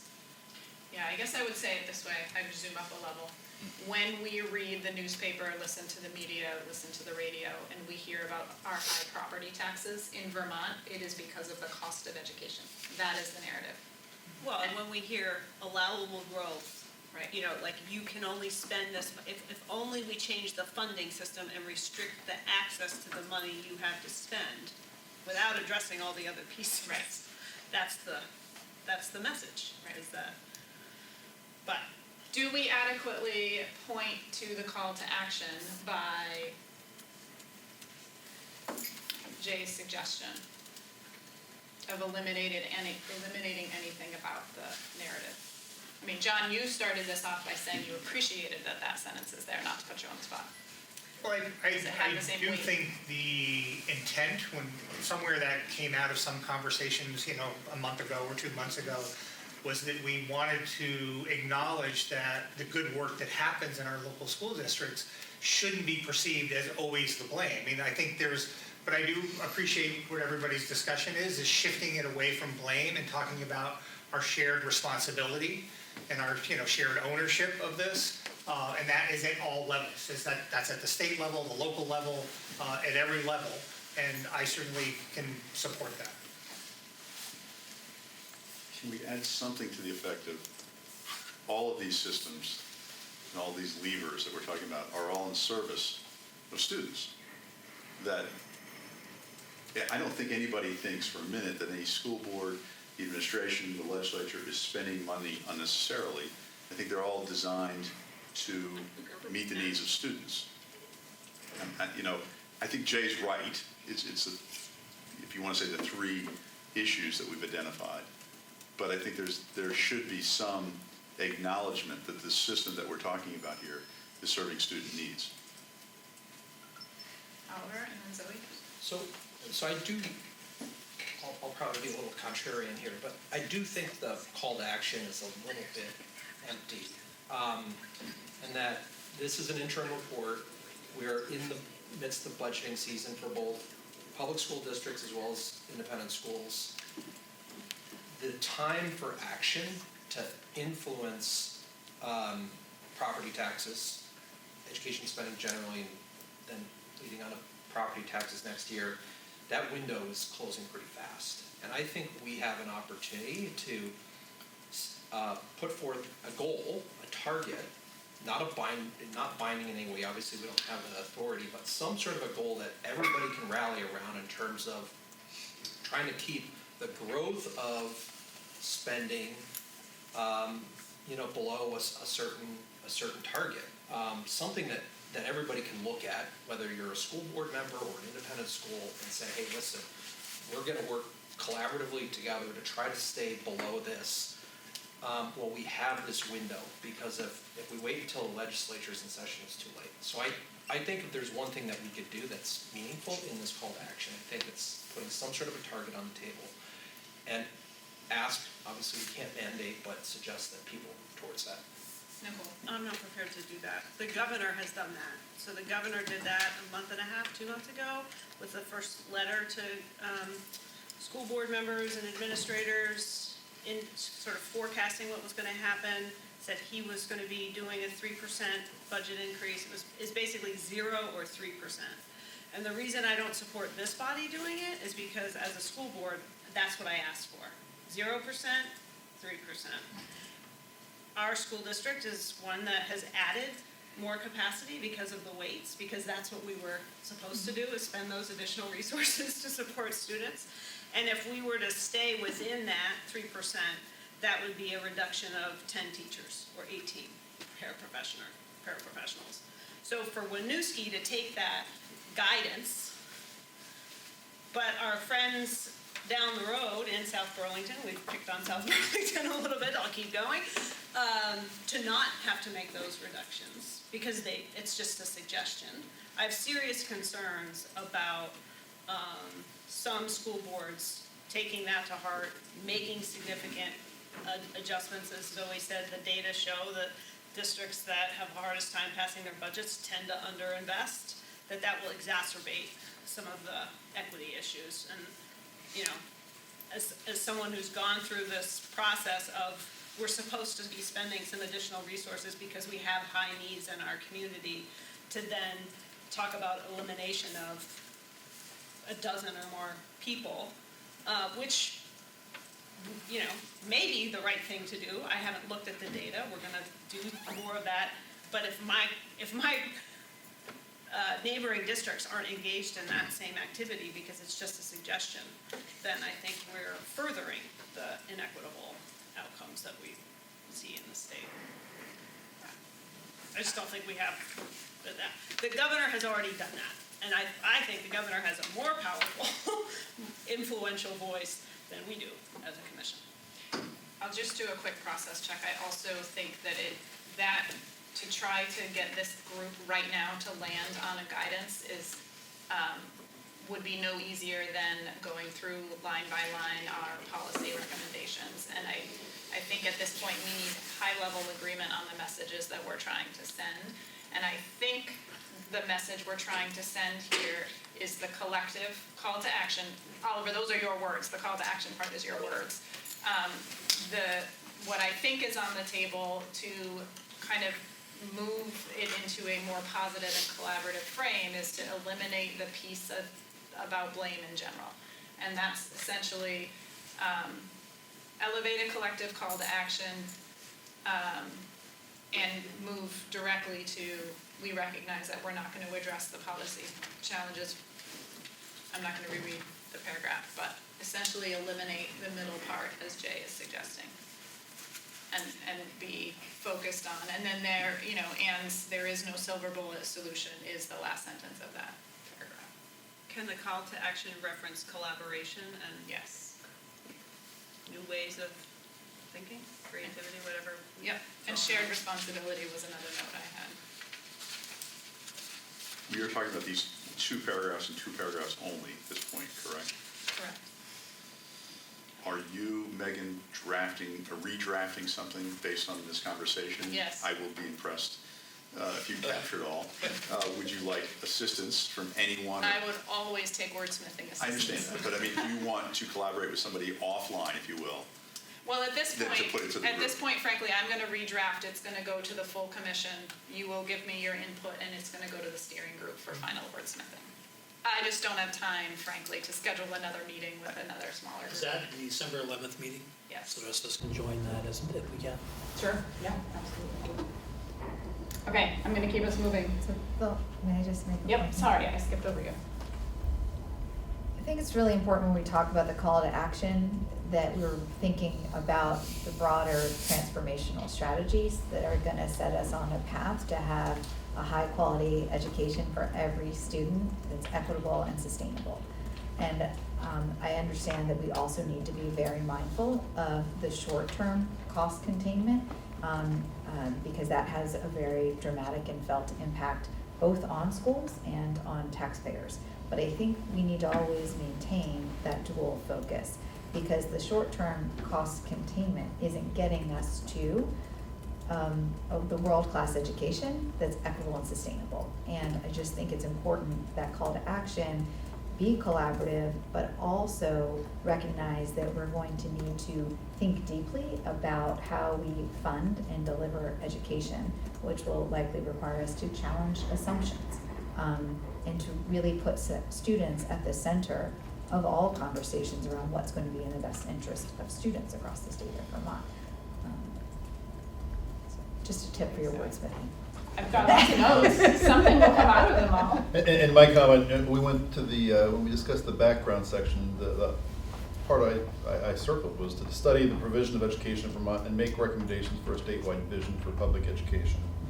And that's the piece. I think we all come from different silos. What we're trying to do at this table is to put away those silos, not cast blame, but at the same time recognize that we have a democratic system that's been built on decades, if not centuries, of work.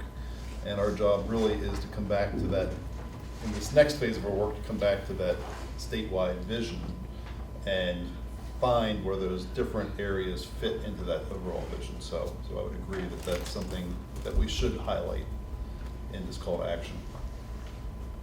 Great.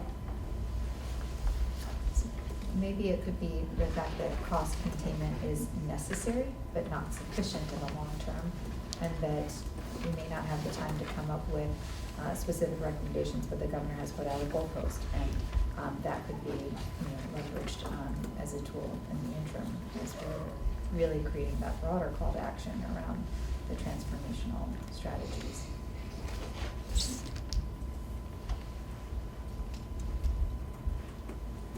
Okay.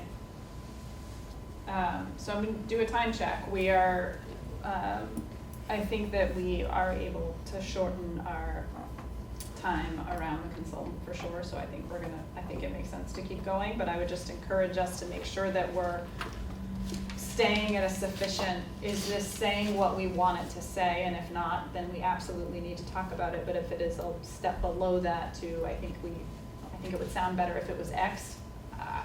Please still do that, but that would be better done offline. And several of you did do that already, and they're not integrated in here yet, so. Well, can I make a request too? Hearing Oliver's comment about kind of that goalpost and what that is, I have to admit I was multitasking in reading Craig's letter, but I think it would be helpful to hear from the tax commissioner about his letter at some point soon. I would suggest that we get through this part, and then before we get to, so right at the bottom of the draft summary chart about data requests is preliminary data findings. And that's sort of like high-level summary, and I wonder if that's the right spot to do an update on there. I don't have the agenda in front of me. Are we going to do the executive session after public comment? It's not built that way, but we certainly could, to keep public comment where it won't. Because we have that extra hour built in. We do. If we need it. Yeah, that's a good suggestion too. All right, reasonable timeframes for impact. This is basically respectfully stating that this was a really challenging timeframe. And that it's a very complicated topic. And that the most important point I think we wanted to make is how complicated it is, and that this is not, and that's why this report looks the way it is. I think that's the gist of what we were looking to do.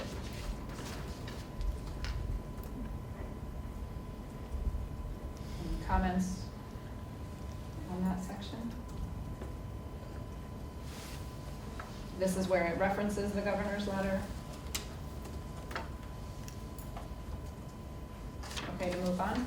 Is this where you would add the December 1 letter as well? Add the, sorry, Would you add the we December 1 letter could, yeah, here? that's, yep, it could go here.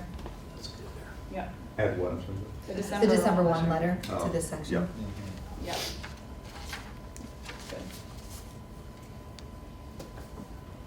Okay, data analysis. This is really just a section that talks through how we've talked about data so far, what we asked for, and then it includes, this is just meant to be a simplified version of the spreadsheet that Zoe shared with all of us.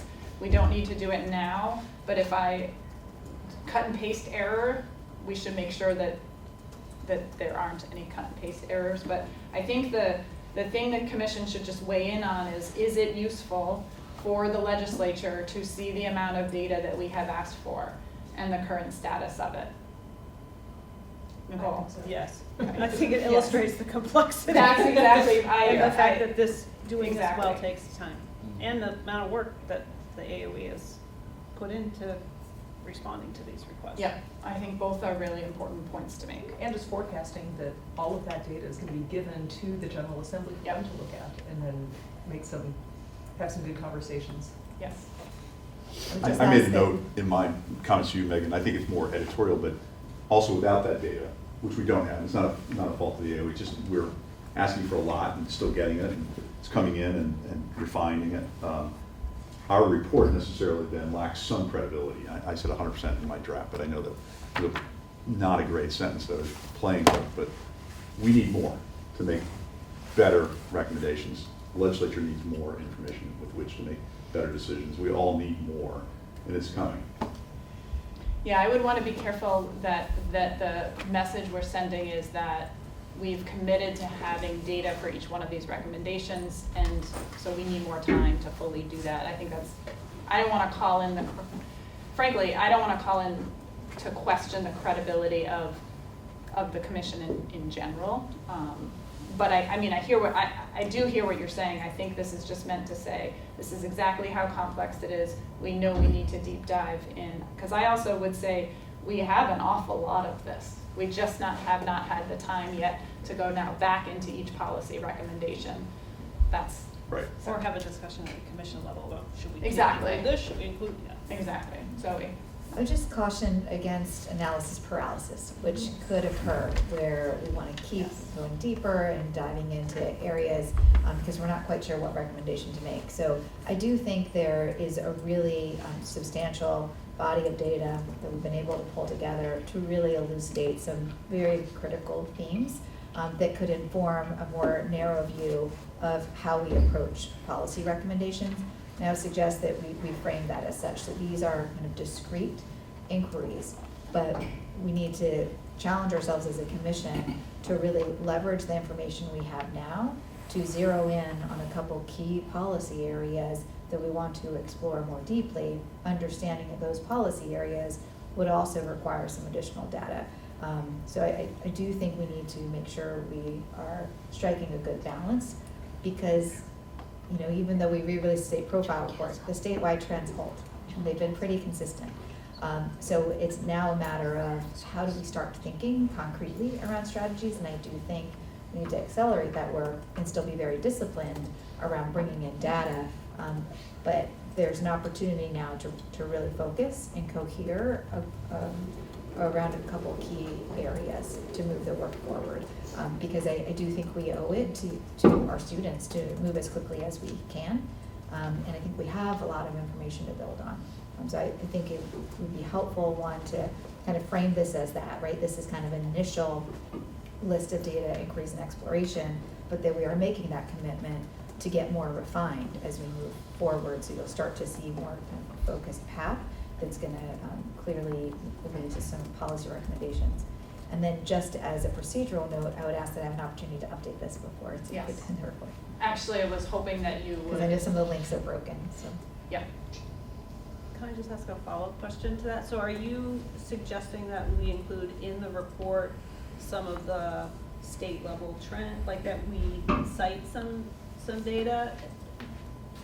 Because I would agree with that. That's We have a lot helpful. of data and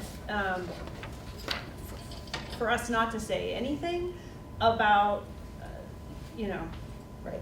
trends and trajectories does seem like a miss. So it's not a miss, it's incomplete. So the first question is just simply, is the commission okay with the reprinting, which we need to make sure that it's properly reprinted, but reprinting the chart? That's the first question. I think that's a yes. The second piece I need help with, and that is preliminary data findings. What is it we want to highlight? There's some things pulled out here, but there's 6 bullets pulled out. You put more bullets just in your presentation today.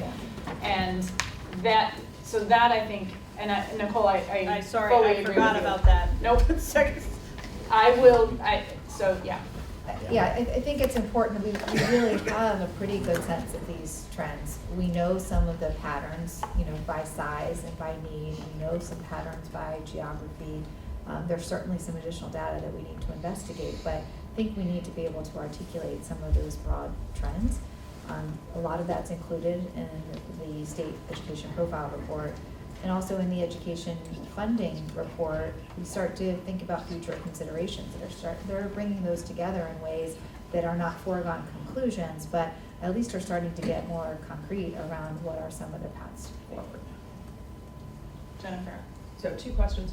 Are we now under preliminary data findings? Yes. Okay. Could I suggest that maybe Zoe update this section based on what the agency has sort of pulled out, and then that gets put into the updated report that then gets sent to, but that we can maybe delegate to Zoe in the first instance to. I was going to suggest it too, but I'm glad someone else. Zoe's list, not me.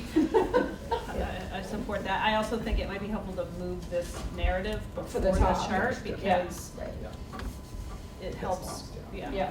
like I got lost with it. Yeah, I think this shows a level of rigor, right, and that's helpful. Yeah. But I also think we need to be able to tell the story. Any call out where Does it boil there are down to gaps. expanding the number of bullet points? Is that what we're basically saying? Maybe refining them.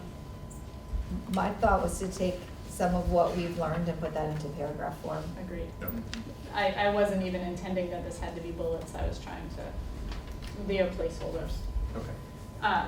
So would you be able to kind of talk us from the end date back? So this needs to come out on, did you say Friday? Friday the 13th. Okay. Yeah. So is it possible, since we... I just don't think anybody's doing anything on Sunday the 15th. And you said this was gonna go out to the full commission for kind of a review. Yes. But we really won't have a chance to, in a public session, have discussions about those additions. Is it possible to kind of break it up and have some discussion? We have a finance committee next Monday, and then a steering committee, I think you said Wednesday? This body could decide to meet again. We don't have to, like, we could use either one of those time slots as a full commission meeting. I think there's a lot of work that's gonna happen from now until the final report that it would be valuable for the community to be able to. That's actually, yeah, next meeting agenda does not have to just be our January meeting cadence. Finance committee members, since a good chunk of you are here, is that that would give, so the finance committee is scheduled to meet on Monday the 9th, and the steering group is meeting Wednesday the 11th. If the. For as far out as we can. Well, I was gonna say, it might make sense to put it where the steering committee meeting is, to have that be a full commission meeting instead, on the 11th. That works? Does that work for the? What time? It may not work perfectly, but for a quorum of the commission, 8:30, I think it is. it's 8:30 to 10. Oh, I have. Should it be longer? On the 11th? Yeah, it would be a Teams meeting, I suspect. I mean, the in-person location would probably just be the agency. I think I will be virtual, but I apologize, I do have a conflict on that day. I think so does Nicole. Well, so the other proposal would be to use the 9th as a steering group / full commission meeting. No, the concern is that's a lot of pressure on the secretary to pull things together in a week. Pretty bad. I'm not sure that there's a significant difference between Friday the 13th and Friday the 20th, other than what it says in statute. Or Monday the 16th. Well, I was wondering, doesn't it roll to the next business day? Did with the December 1 letter. Yes, sure did. Whenever possible, we should probably avoid assuming we're going to work over the weekend, though. As the person who does the bulk of the writing at the moment over the weekend, as I know Zoe does a lot of that too. So I like Friday the 20th, but I am not the General Assembly, and the law says the 15th, and I'm a rule follower. Well, Peter so. Conlon is. If Friday the 20th is feasible. I don't think there'd be any objection from the two members of the General Assembly if Yeah. we pushed it to the 20th. It's not unusual for the chairs to get a notice that a report's going to be late. The homework's not If it's ready. okay with that. Usually okay. So you're telling me to hand my homework in late. What are we gonna have, a detention or something? It's complex work, it's I wonderful. mean, I would just note, I submitted the December 1 letter on December 2nd. Yes, right. You're setting a precedent. If we're getting thrown in jail for that, I guess you're gonna have to come get me. So when would the commission then like to meet, is really the question. And I'm saying that to try to avoid a doodle, just because it takes Yeah.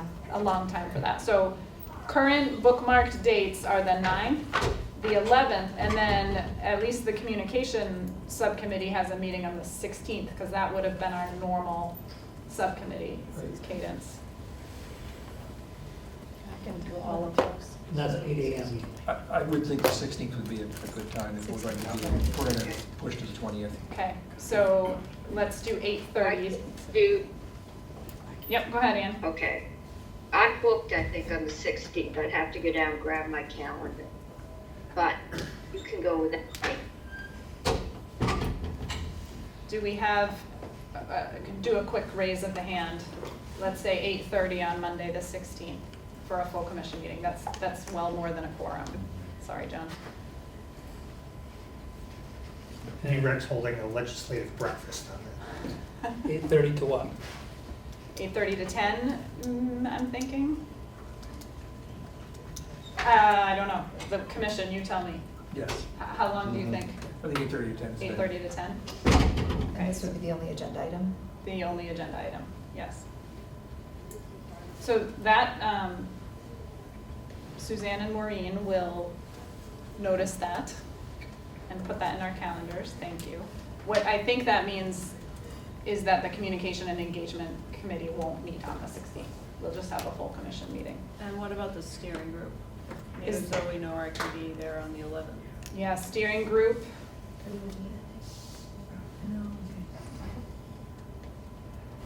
the 11th was a like interim scheduled meeting. Does it make sense to do it on Monday the 9th? Make Because the the- finance committee meeting, the steering committee meeting? Right. Well, I don't know that I'm allowed to say, I'm not on the finance Yeah, I'm committee. like triple booked on Monday, so the 9th. I thought the steering committee was meeting to finalize and approve the letter. So if we're Report. doing that as a full commission on the 16th, then that makes me wonder what is our agenda for steering committee meeting. Steering group, are you, the only thing that I would say is I do think the steering group needs to meet at some point in December, unless the commission is rethinking the January 6th meeting date. I'm getting into the agenda look ahead, but once this report is put out, it really changes our work plan a little bit, not changes, but it causes us to say, okay, now how are we organizing ourselves for the next 12 months as we do this bigger work? And the steering group is the entity charged with steering, so the group needs to meet before January. So I think that, Jennifer, you're right, I think the steering group could just not meet before the 16th, make that be an all-inclusive meeting. Steering group could also meet right after the full commission meeting on the 16th to do agenda planning, if you wanna just keep it to the 16th. I That saw works some for head me. nods, so maybe that's actually the best option. So I think Maureen and Suzanne, it's a full commission meeting on Monday the 16th, 8:30 to 10, and then a 10 o'clock steering group meeting. 1 hour. 1 hour for agenda planning. Okay. And can you say that one more time? 30 to Yep. 10, I have an appointment at 10:30, so I won't make the steering group.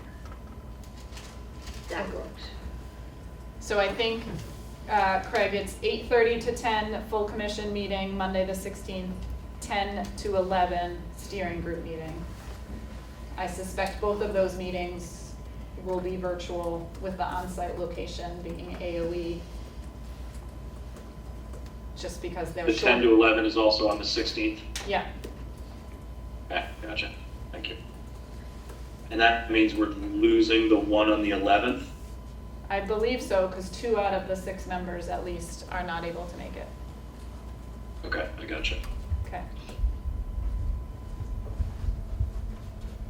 Okay, well, that's helpful and so we still, I think, need to move our way through this so that we know what we're redrafting, essentially, because that's what needs to come out before the 16th. Okay. Where were we? So I think, Zoe is going to update the preliminary The data findings. findings part.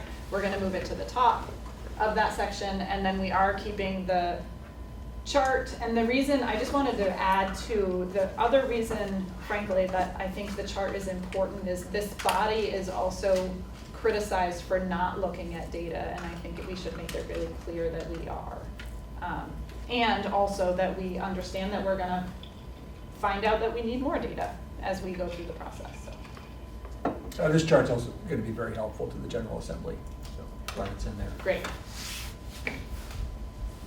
Okay, so now is the coming into the conversation, is the piece that those of you who did send feedback in advance, most of the feedback is in here. This is the review of potential policy actions. So I'm gonna suggest we take this in 2 parts. The intention here is that we are not making policy recommendations. So the first thing is we should make abundantly clear that those first few paragraphs say that. The intention here was to surface the brainstorms that have been talked about and let folks know that we have not been able to go through these.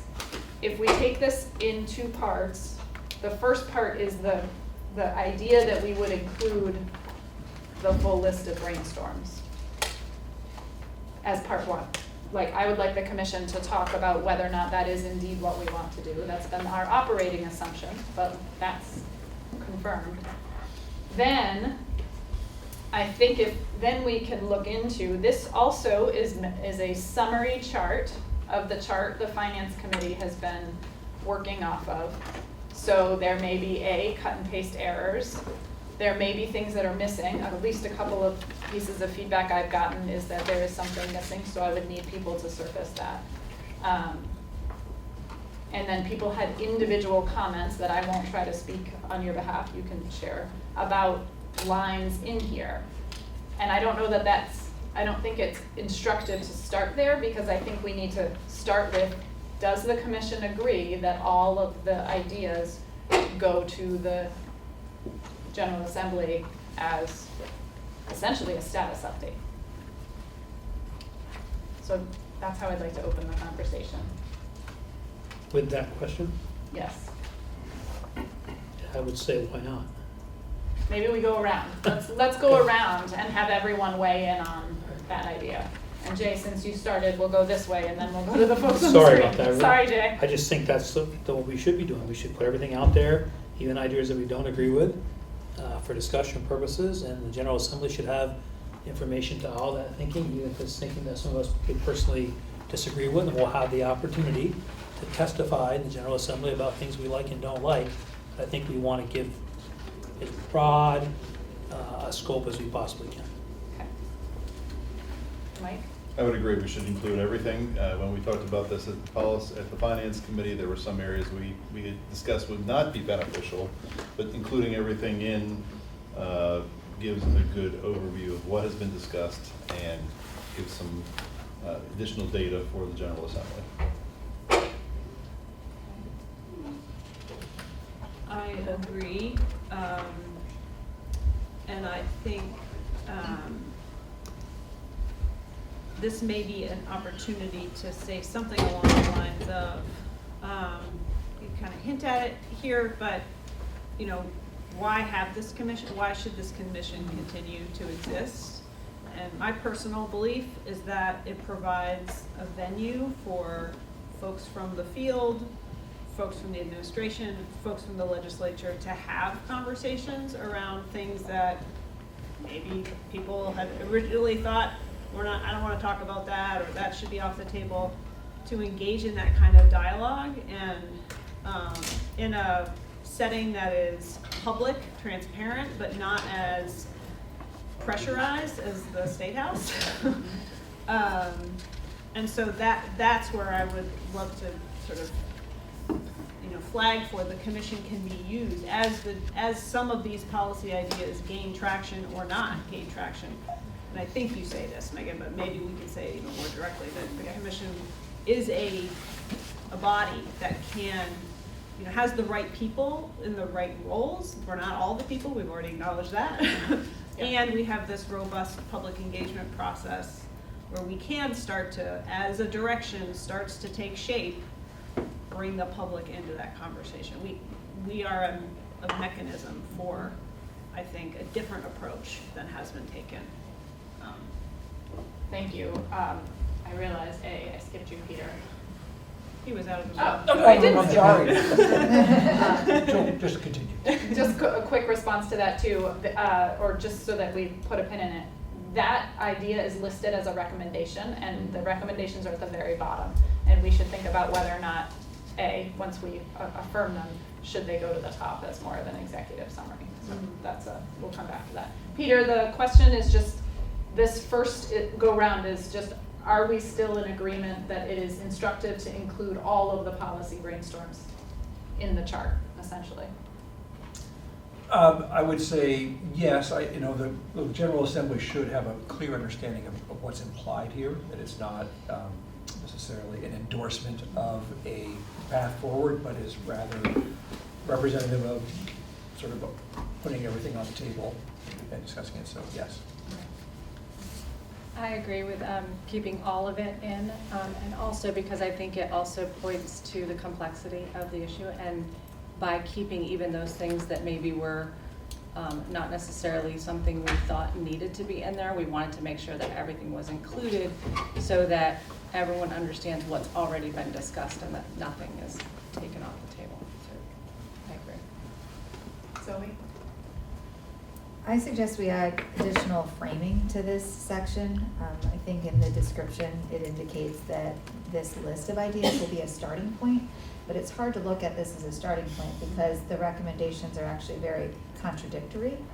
So I think one, we need to reframe that because this really isn't a starting point, and name some of the tension and some of the debate that is inherent in the contradictory ideas that are being put forward. And even though, you know, it says these are a list of ideas, these will absolutely be interpreted as recommendations. And so I think it's our responsibility to name the underlying tension behind these recommendations and make sure that that's clear.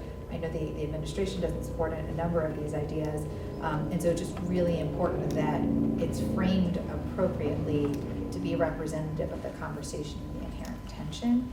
And I would really challenge the commission to get more concrete around what areas we should be exploring. And if that's not in this report, at least that the conclusion of this section is recognizing that we need to start addressing these underlying tensions and move forward on a path that we think will be most sustainable and productive. Thanks, Zoe. Oliver?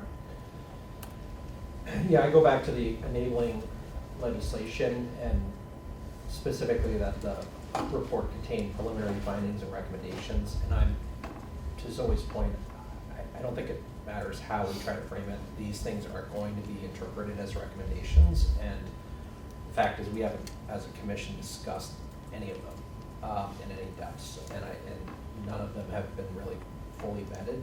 So I wouldn't feel comfortable putting some of, you know, certainly some of these things I already know are just not built on accurate information. I just don't feel we're, I don't think it would be helpful to put all of these things out there at this stage. Thanks. Jennifer? So I had sent this to Megan, and I'm just going to share it with everyone because it does pertain to this. I think my first suggestion was after the sentence, you know, by design, this report does not include specific recommendations. I think it's important to note that the reason for this is that we're still collecting data and feel that it would be prudent to have the opportunity to discuss and analyze the data before formulating any recommendation, just to make it clear. And then note that these are complex issues, and we've talked about that a lot. But also, I suggested changing potential solutions to factors that may ultimately form the basis of any recommendation that the commission makes. Again, to make it clear that we're just putting this information out there. These are not recommendations. We've not had a chance to discuss them as a group and, you know, take a vote on anything. But, you know, to your specific question about, you know, do I think that the spreadsheet should be included? I do, because I think we've done an awful lot of work collecting information, underlying data, pros and cons, and I would hope that that will only benefit the General Assembly to have a jump start on its work when they convene in January. Thanks. John? I have some strong reservations. I agree with, I think, Zoe and Oliver articulating this. You know, these are going to be perceived as recommendations, even though we're trying to make a distinction between the difference between brainstorming and considering things and making recommendations. I do think there's a distinct difference, and I think it would take a lot of work for us to be able to provide that context and that understanding. I can even think from my own experience working with school boards that at times I would start with considerations and then I'd move to a point of recommendations. So I just think we have to be very clear, because I think there's a danger in giving license to the legislature to say, basically, we've thought of this, so it's a valid idea, right? Even though we're maybe not making a recommendation, I think we're giving license to certain things. And of course, you know, no surprise, my concerns are around school size. This is a question for the Finance Committee.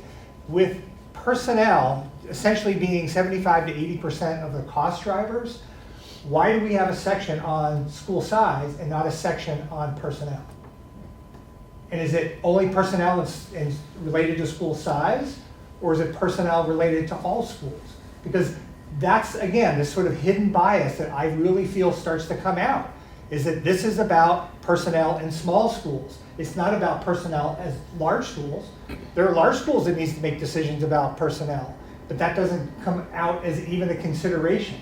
So I just feel like there has to be a real careful and thoughtful approach to putting these on the table, because I think otherwise we're basically giving license to the legislature. School merger is a public policy consideration. Thanks, John. So it's interesting, the table divide here, because I'm going to agree with my friends here on this side of the table. So we're 5-5. We'll be interested to see how the online folks, and then Megan, you'll perhaps break the tie. But I tend to agree with my colleagues here. I think that it is unlikely that these will be seen in any other way than as a recommendation.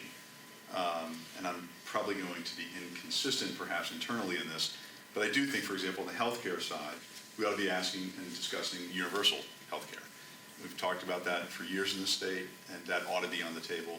It could achieve enormous administrative cost savings for the state, for education, public sector, private sector, for everybody. So I would suggest that we add that to the list if we're going to add a list.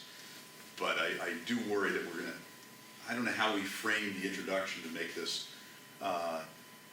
clear to the legislature.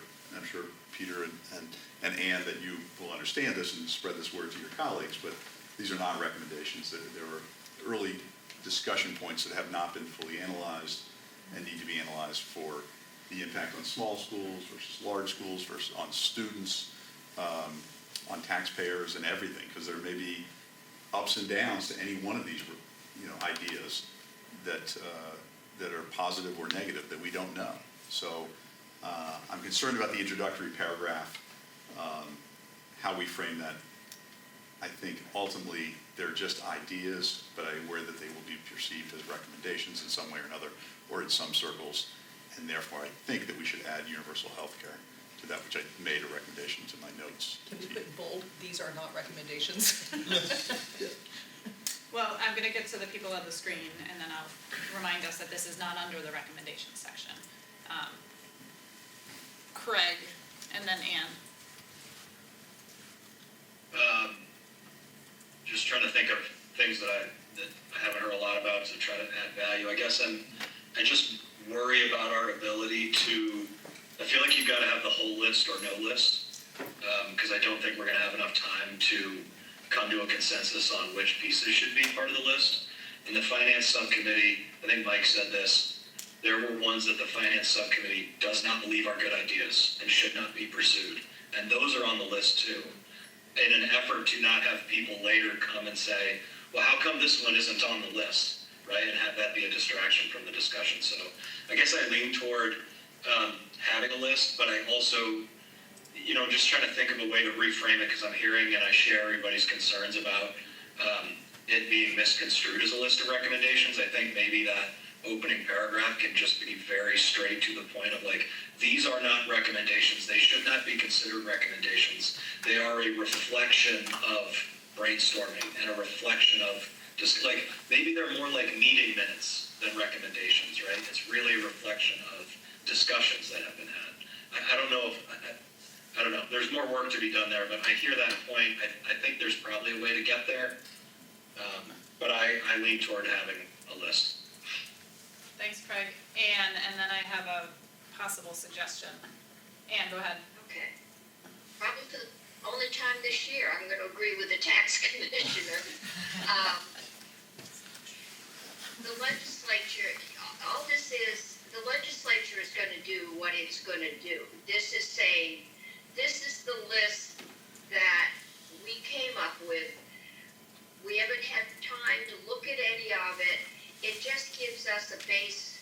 We will add and subtract.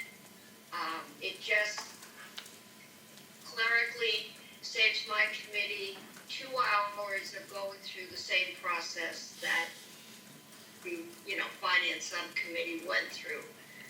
I'm going to give them the list, and we're going to say, okay, let's go through what's not on here, and then start working through. And I will get a whiteboard in there this year so we can cross things off as we go. But I think it's helpful. Basically, there'll be 2 committees that are going to do this, and I think we're both anticipating having very new committees, so there's going to be an awful lot of background work we have to do, and anything that helps is helpful. So I like it. Thanks, Ann. So I don't think, I know it's not a vote, I don't think I'd be a tiebreaker. I think most of I'm going to say this way, because I too think it's instructive for the General Assembly to know what we've been talking about. It lends credibility to this construct to say we really are unearthing all of it. And I completely agree with those who are pointing out rightly that people will read it as recommendations. So there's sort of this very clear theme to rewrite the introduction to this to make it very clear that these are not recommendations. My other wondering is this is meant to be a more readable version of the Ed Finance spreadsheet, but what if it's not put in here as a cleaned up spreadsheet and instead we simply link it to the document, the active document that the Finance Subcommittee is using. So it meets the spirit that the majority of this commission has, which is that it is important to the legislature to see what's been discussed and to see the current state of the analysis. But it does take the emphasis a little bit away if it is a link in this document instead of a chart. So that might be oversimplifying people's concerns, but it also eliminates any cut and paste wordsmithing challenge. It would simply be linking to probably the Ed Finance minutes where that document is reflected. So that's a thought, Nicole. I'm not sure people will click on the link. So It's fair. But I agree that if it's just this is what was discussed, then any sort of edits to that sort of run counter to our. Right. So I would support an appendix that has the whole thing, just the whole printed. thing, Yeah. but printed so people can access it easily. The other thing I just wanted to suggest, I think to get at some of Zoe's comments, was if we can make some connection between the preliminary findings and the recommendations around the General Assembly, this is just a laundry list of ideas, none of which are very new. Many of them have been discussed, right?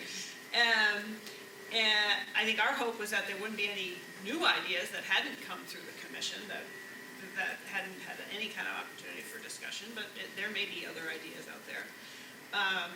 But to me, it's important to make a connection between the policy focus should be connected to the areas of need or the problem statement that has been identified. And just saying that could be helpful to bridge that sort of gap between. We hadn't have enough time to do that work, but that is the intersection of what the data are telling us and what policy levers are available. That's the next phase of work. We know the General Assembly is going to do that, and we're here to partner with them. Something like that. I think it can be directional. Right. Yeah, I think it's important to note this was a working document. Right. And we do have a meeting next Monday, so we could take comments from the commission and continue this as improve upon it, based on, Emily did some of the initial work, I did some formatting work, and this is a cleaned up version from what I submitted last weekend. So I would suggest that we take a look and give subcommittee some guidance to clean this up next Monday. I'm only just pointing out on top of page 15, it says in bold, very clearly, that these are not consensus recommendations, but are rather a summary description of options raised. Yes. Thank you. I think that this it sounds like we want that even more in this first paragraph. Larger font. Maybe. people have to sign a blood oath that they're ready. Jennifer, and then Zoe, and then Oliver. Well, and I think it also might be helpful to note that we might change this spread, like we might add more things to the spreadsheet as we continue our conversation. So, as Zoe mentioned earlier, this is a point in time, this is where we are right Yeah. now. And so we will update Yeah. the General Assembly as we update the spreadsheet. And also that reality lends itself to inserting it as is with a link to the live work that also reinforces what it is and what it isn't. Zoe? I do want to acknowledge that it is in bold, that these are ideas, these aren't policy recommendations. But I do think when people look at a list, they will assume some coherence, given the level of importance of this report and this work.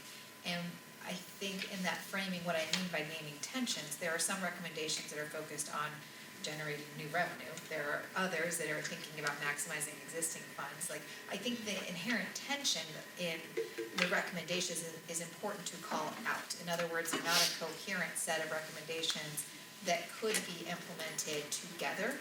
Some of them are at odds. And I think just naming that is really helpful and shows the level of, where we are in terms of the exploration. And there's a lot of other tensions that are, we brought up through this conversation as well, that I think are just helpful to name, because those are things we're going to need to wrestle with as we move forward. Oliver? Yeah, I think where I'm still struggling is that by putting it in the report, even if we put on it bold, these are not recommendations, it still implies that there's been some level of analysis done, and we have not had any substantive discussion on any of these issues as a commission, and that really bothers me. I think it would be a different conversation if we had been having conversation and had some time to explore these ideas, to analyze them, and we just haven't had that. And I think putting it in a report would imply that we have. I want to say one thing related to that, and then Jeff, first of all, the paragraph could make clear that the discussions around these ideas are currently situated in the Ed Finance Committee and not the full commission, which helps that. The second thing is, I think it's important, it might be in here, or it's not clear in here. What's in that list is from the commission, because that original spreadsheet came from brainstorms that we did when we came around the Not all of it. They have not, and brainstorms of the Ed Finance Committee and public comment. So somewhere in here it does describe that, but probably not clearly enough. And the only reason I say that is, again, I do think it's important to know that the brainstorms came from a collective. It's absolutely true, the full commission hasn't line by line gone through the merits of them, but in terms of where the list came from, it came from multiple sources. Jeff? I agree, Oliver. I added a sentence, just, you would have seen that sentence to Megan, about the analysis, the lacking of analysis of any of these. In the bold, right after the summary description options, that sentence where it's bolded, as Zoe pointed out, I would bold that there's been no analysis. Well, that's not true. I mean, I think Megan's point is the analysis and discussion has been at the finance committee level. It's not that there have been none, it's just it hasn't been done by the full commission. And I'm looking at the full spreadsheet, and I think the points are well taken, and I think there are some things that need to be included. The full spreadsheet included contingencies, dependencies, questions, so again, I think there are some pieces that we could incorporate that would address some of the concerns. Yeah, I actually like the idea of it as is. It makes it much more clear, and it avoids anything being lost in translation, or, because these columns were done with the thought of simplifying, and that means that some of those columns are all merged together, and I think it is much safer, frankly, to leave it if it's going in. John? I fully recognize the time crunch we've all been on, and so, the work that the Finance Committee's done is really good work, right? I really appreciate that. And so certainly collectively, we're gonna find things and see things differently than just that subgroup. And, the reality is, we as a full commission haven't looked at that since the 4th or 5th of November, and things changed, right? And so I've tried to faithfully tune into those meetings and listen and try to learn and be prepared. But, again, there's no mystery that, I'm gonna continue to advocate for small rural schools in the state. is that that was not part of our original brainstorming, right? When we first started as a full commission, that wasn't on the radar. And I understand, this is an iterative process, right? Things are gonna come up the next meeting and the next meeting. If we keep meeting, we'll keep finding more, ideas and solutions. I just feel like something of that magnitude of us considering school district mergers and putting that on the list has a lot of weight, right? And it's, indicated that the fiscal impact is high, right? But that goes back to what Oliver's, we don't know that. That's an assumption. It may be, it may not be, it may be in certain cases, it may not be in certain cases. So I do think it's partly a timing issue that we really haven't had the time as a full commission to discuss some of these things, that I'm concerned. And certainly I agree that without research, analysis, and a deep data dive, it's really hard for us to make concrete recommendations. That said, I understand the expectations of the legislature is that we're going to fix it. Right? That we're going to come up with meaningful policy solutions. And the reality is we don't have a lot of levers that we can put forward for this coming session. Again, I really applaud the thoughtful work that we have done collectively, the thoughtful work of the Finance Committee. It is going to take time. And I just worry that if we prematurely put things out on the table, it creates panic in our school districts, and I think gives license to the legislature, even though we put in bold, right? These are not recommendations. The fact that they are somehow legitimized, I think, is problematic in my opinion. I think one of the biggest challenges with this work is that the strong feeling about any one of these things exists everywhere. And unfortunately, at some point, we're gonna have to figure out how to navigate through that. I think it's a little bit like Craig's, either it's the whole list or no list. And I think the vast majority of the commission believes it's instructive with very careful language to include the list as long as it's very clear what the list is.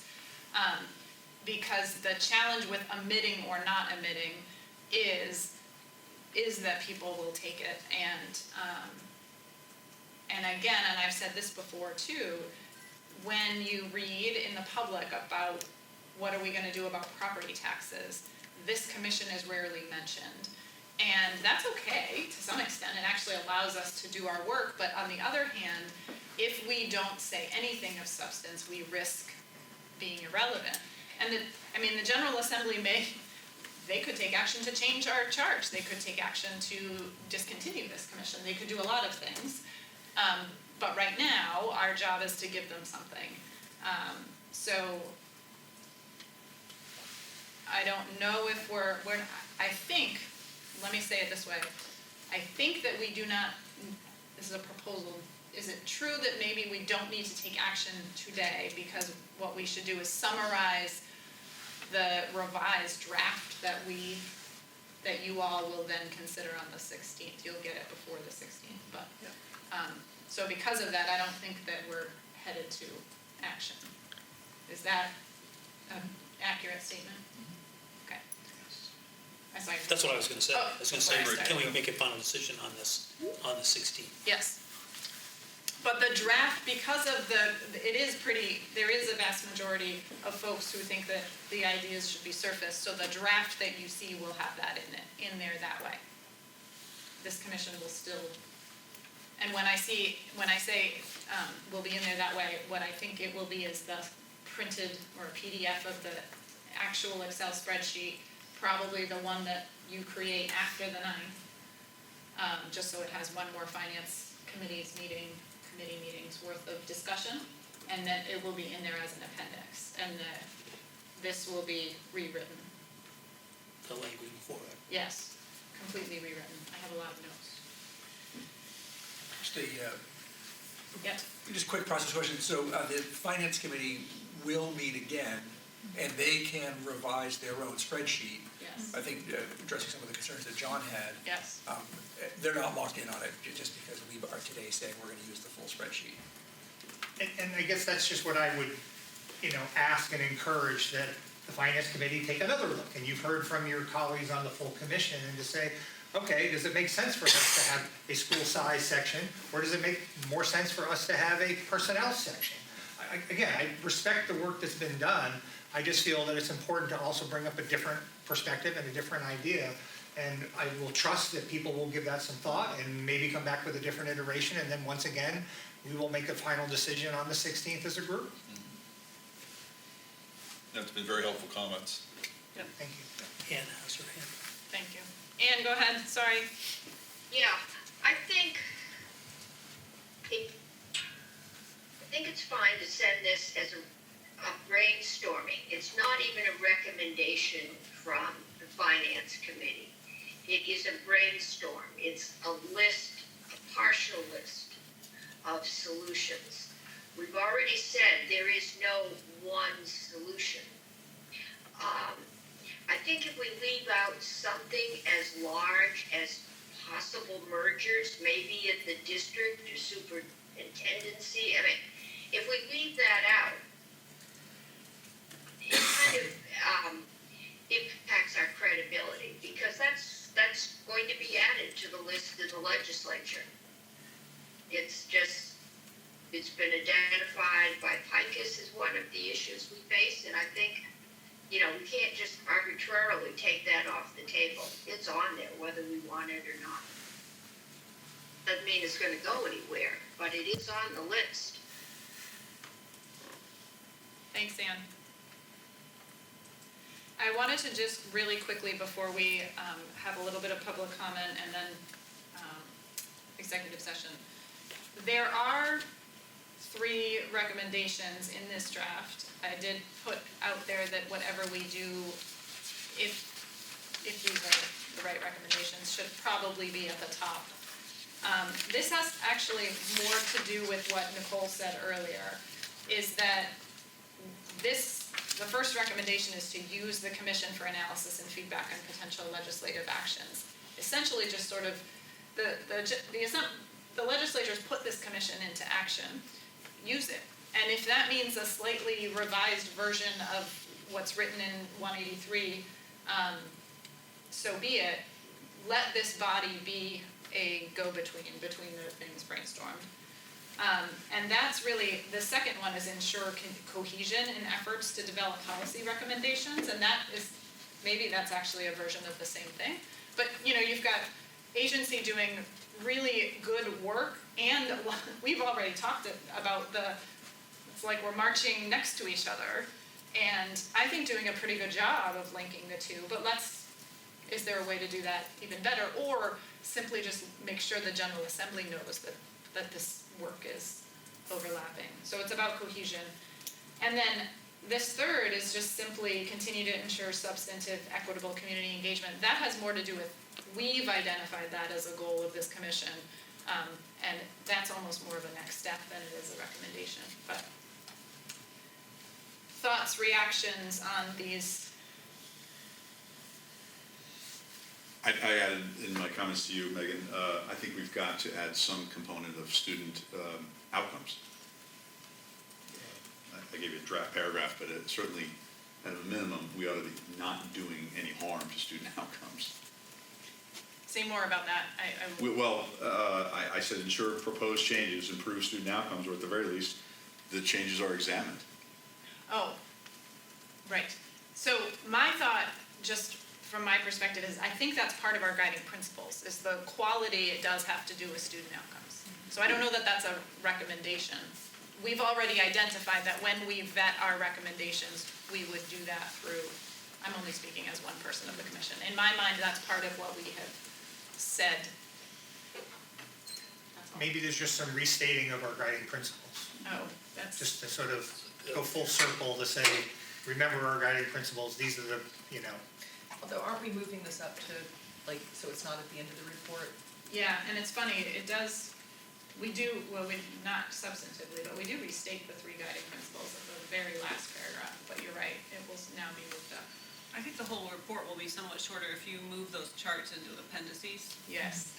Then it'll just be more narrative. Yeah. And then That's good. we may not need an executive summary of a 6-page report.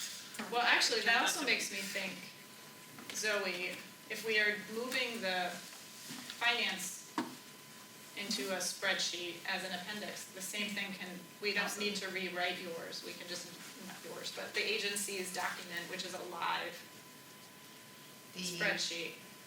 It's the You data can link to request. this- Yeah, I think we can certainly link to the data report, but I still think that section needs some framing around the trends. Yes, it still would. Okay. That would be the narrative piece. I think what I'm saying is if we're including. Put it in an appendix. Right, like I have both charts in this current draft as. In like, the body. Right, In the yeah. body, both could be pulled out and just be the actual one in both cases. Yes. Okay. Just need to say like as of whatever date. Right, yeah.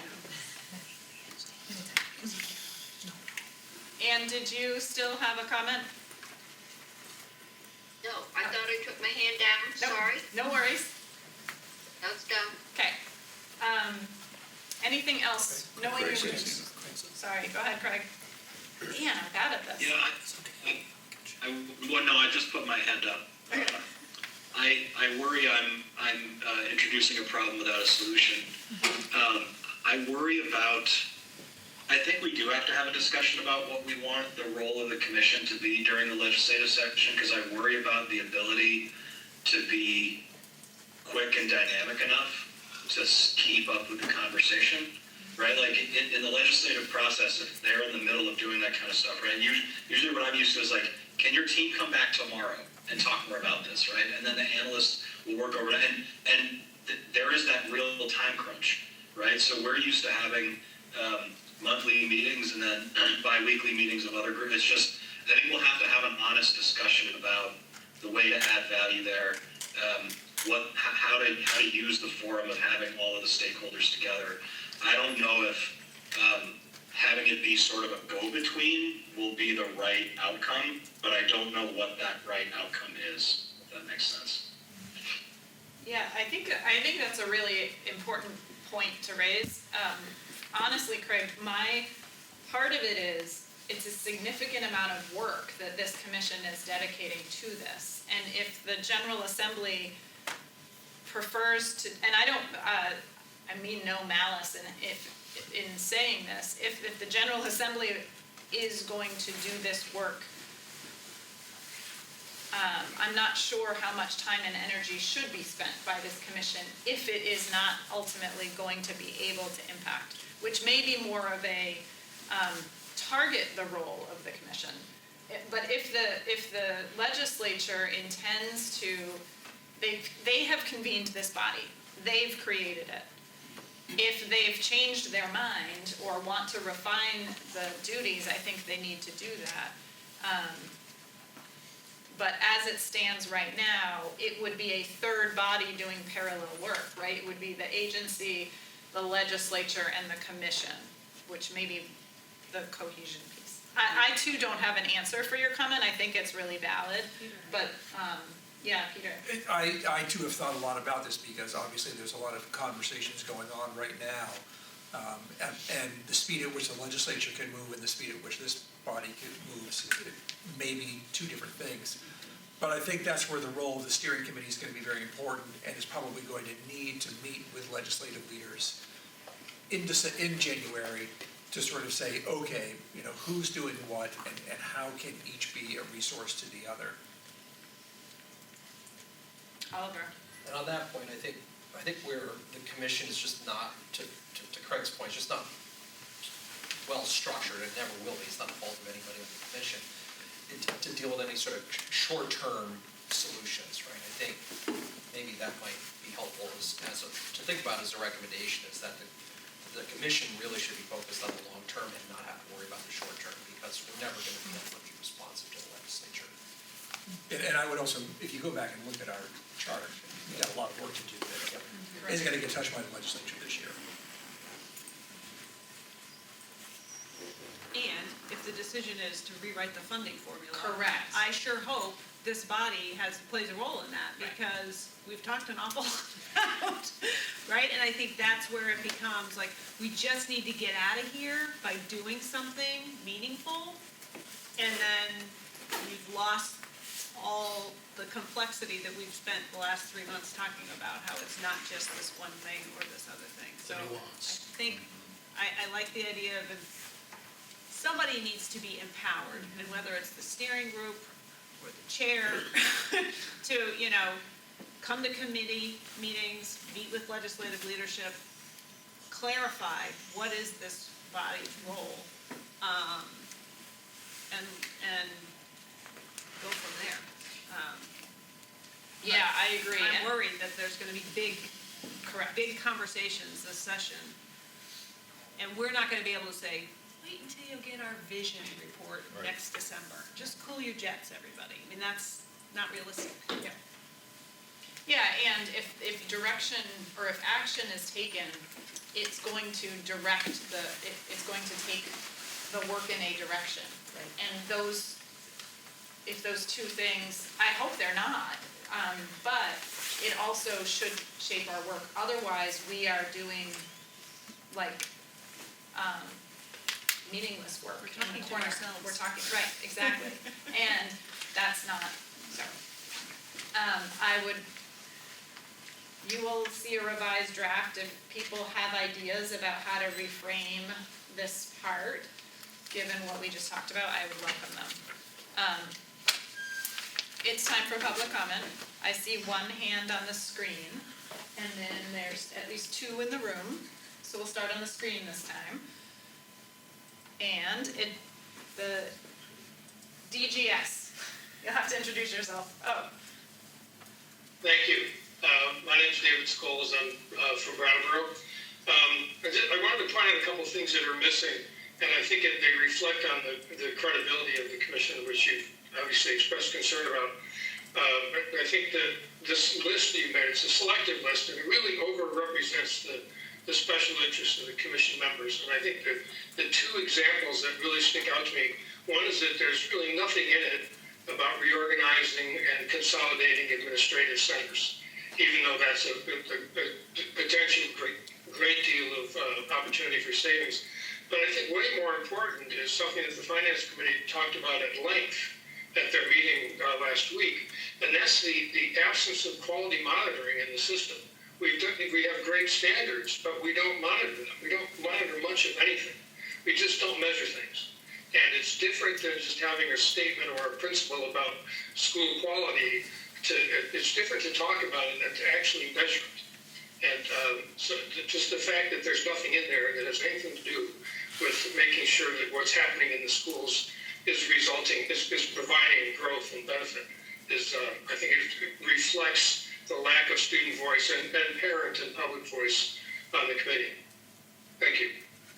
Thanks, David. Steve Warzak. I'm a retired teacher, former president of the association, served on the Vermont NEA board. Recently, I have been on both the ACSD school board and Hanford Career Center. So I've been involved in negotiations on both sides. I've been involved in many of these difficult conversations.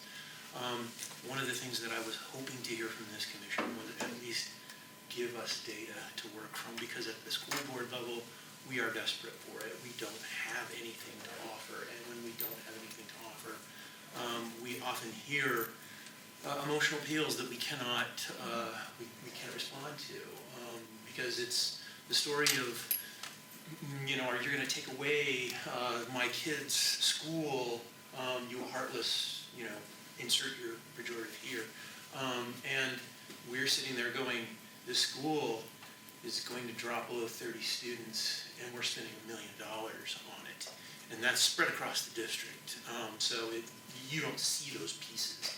And then when we hear from the legislature and the administration, well, it's the school boards. They're runaway spending. Our hands are tied. We don't have any levers to pull. And when we don't have any data to back up any decisions, it makes it difficult for us. So I applaud what you're doing. I love the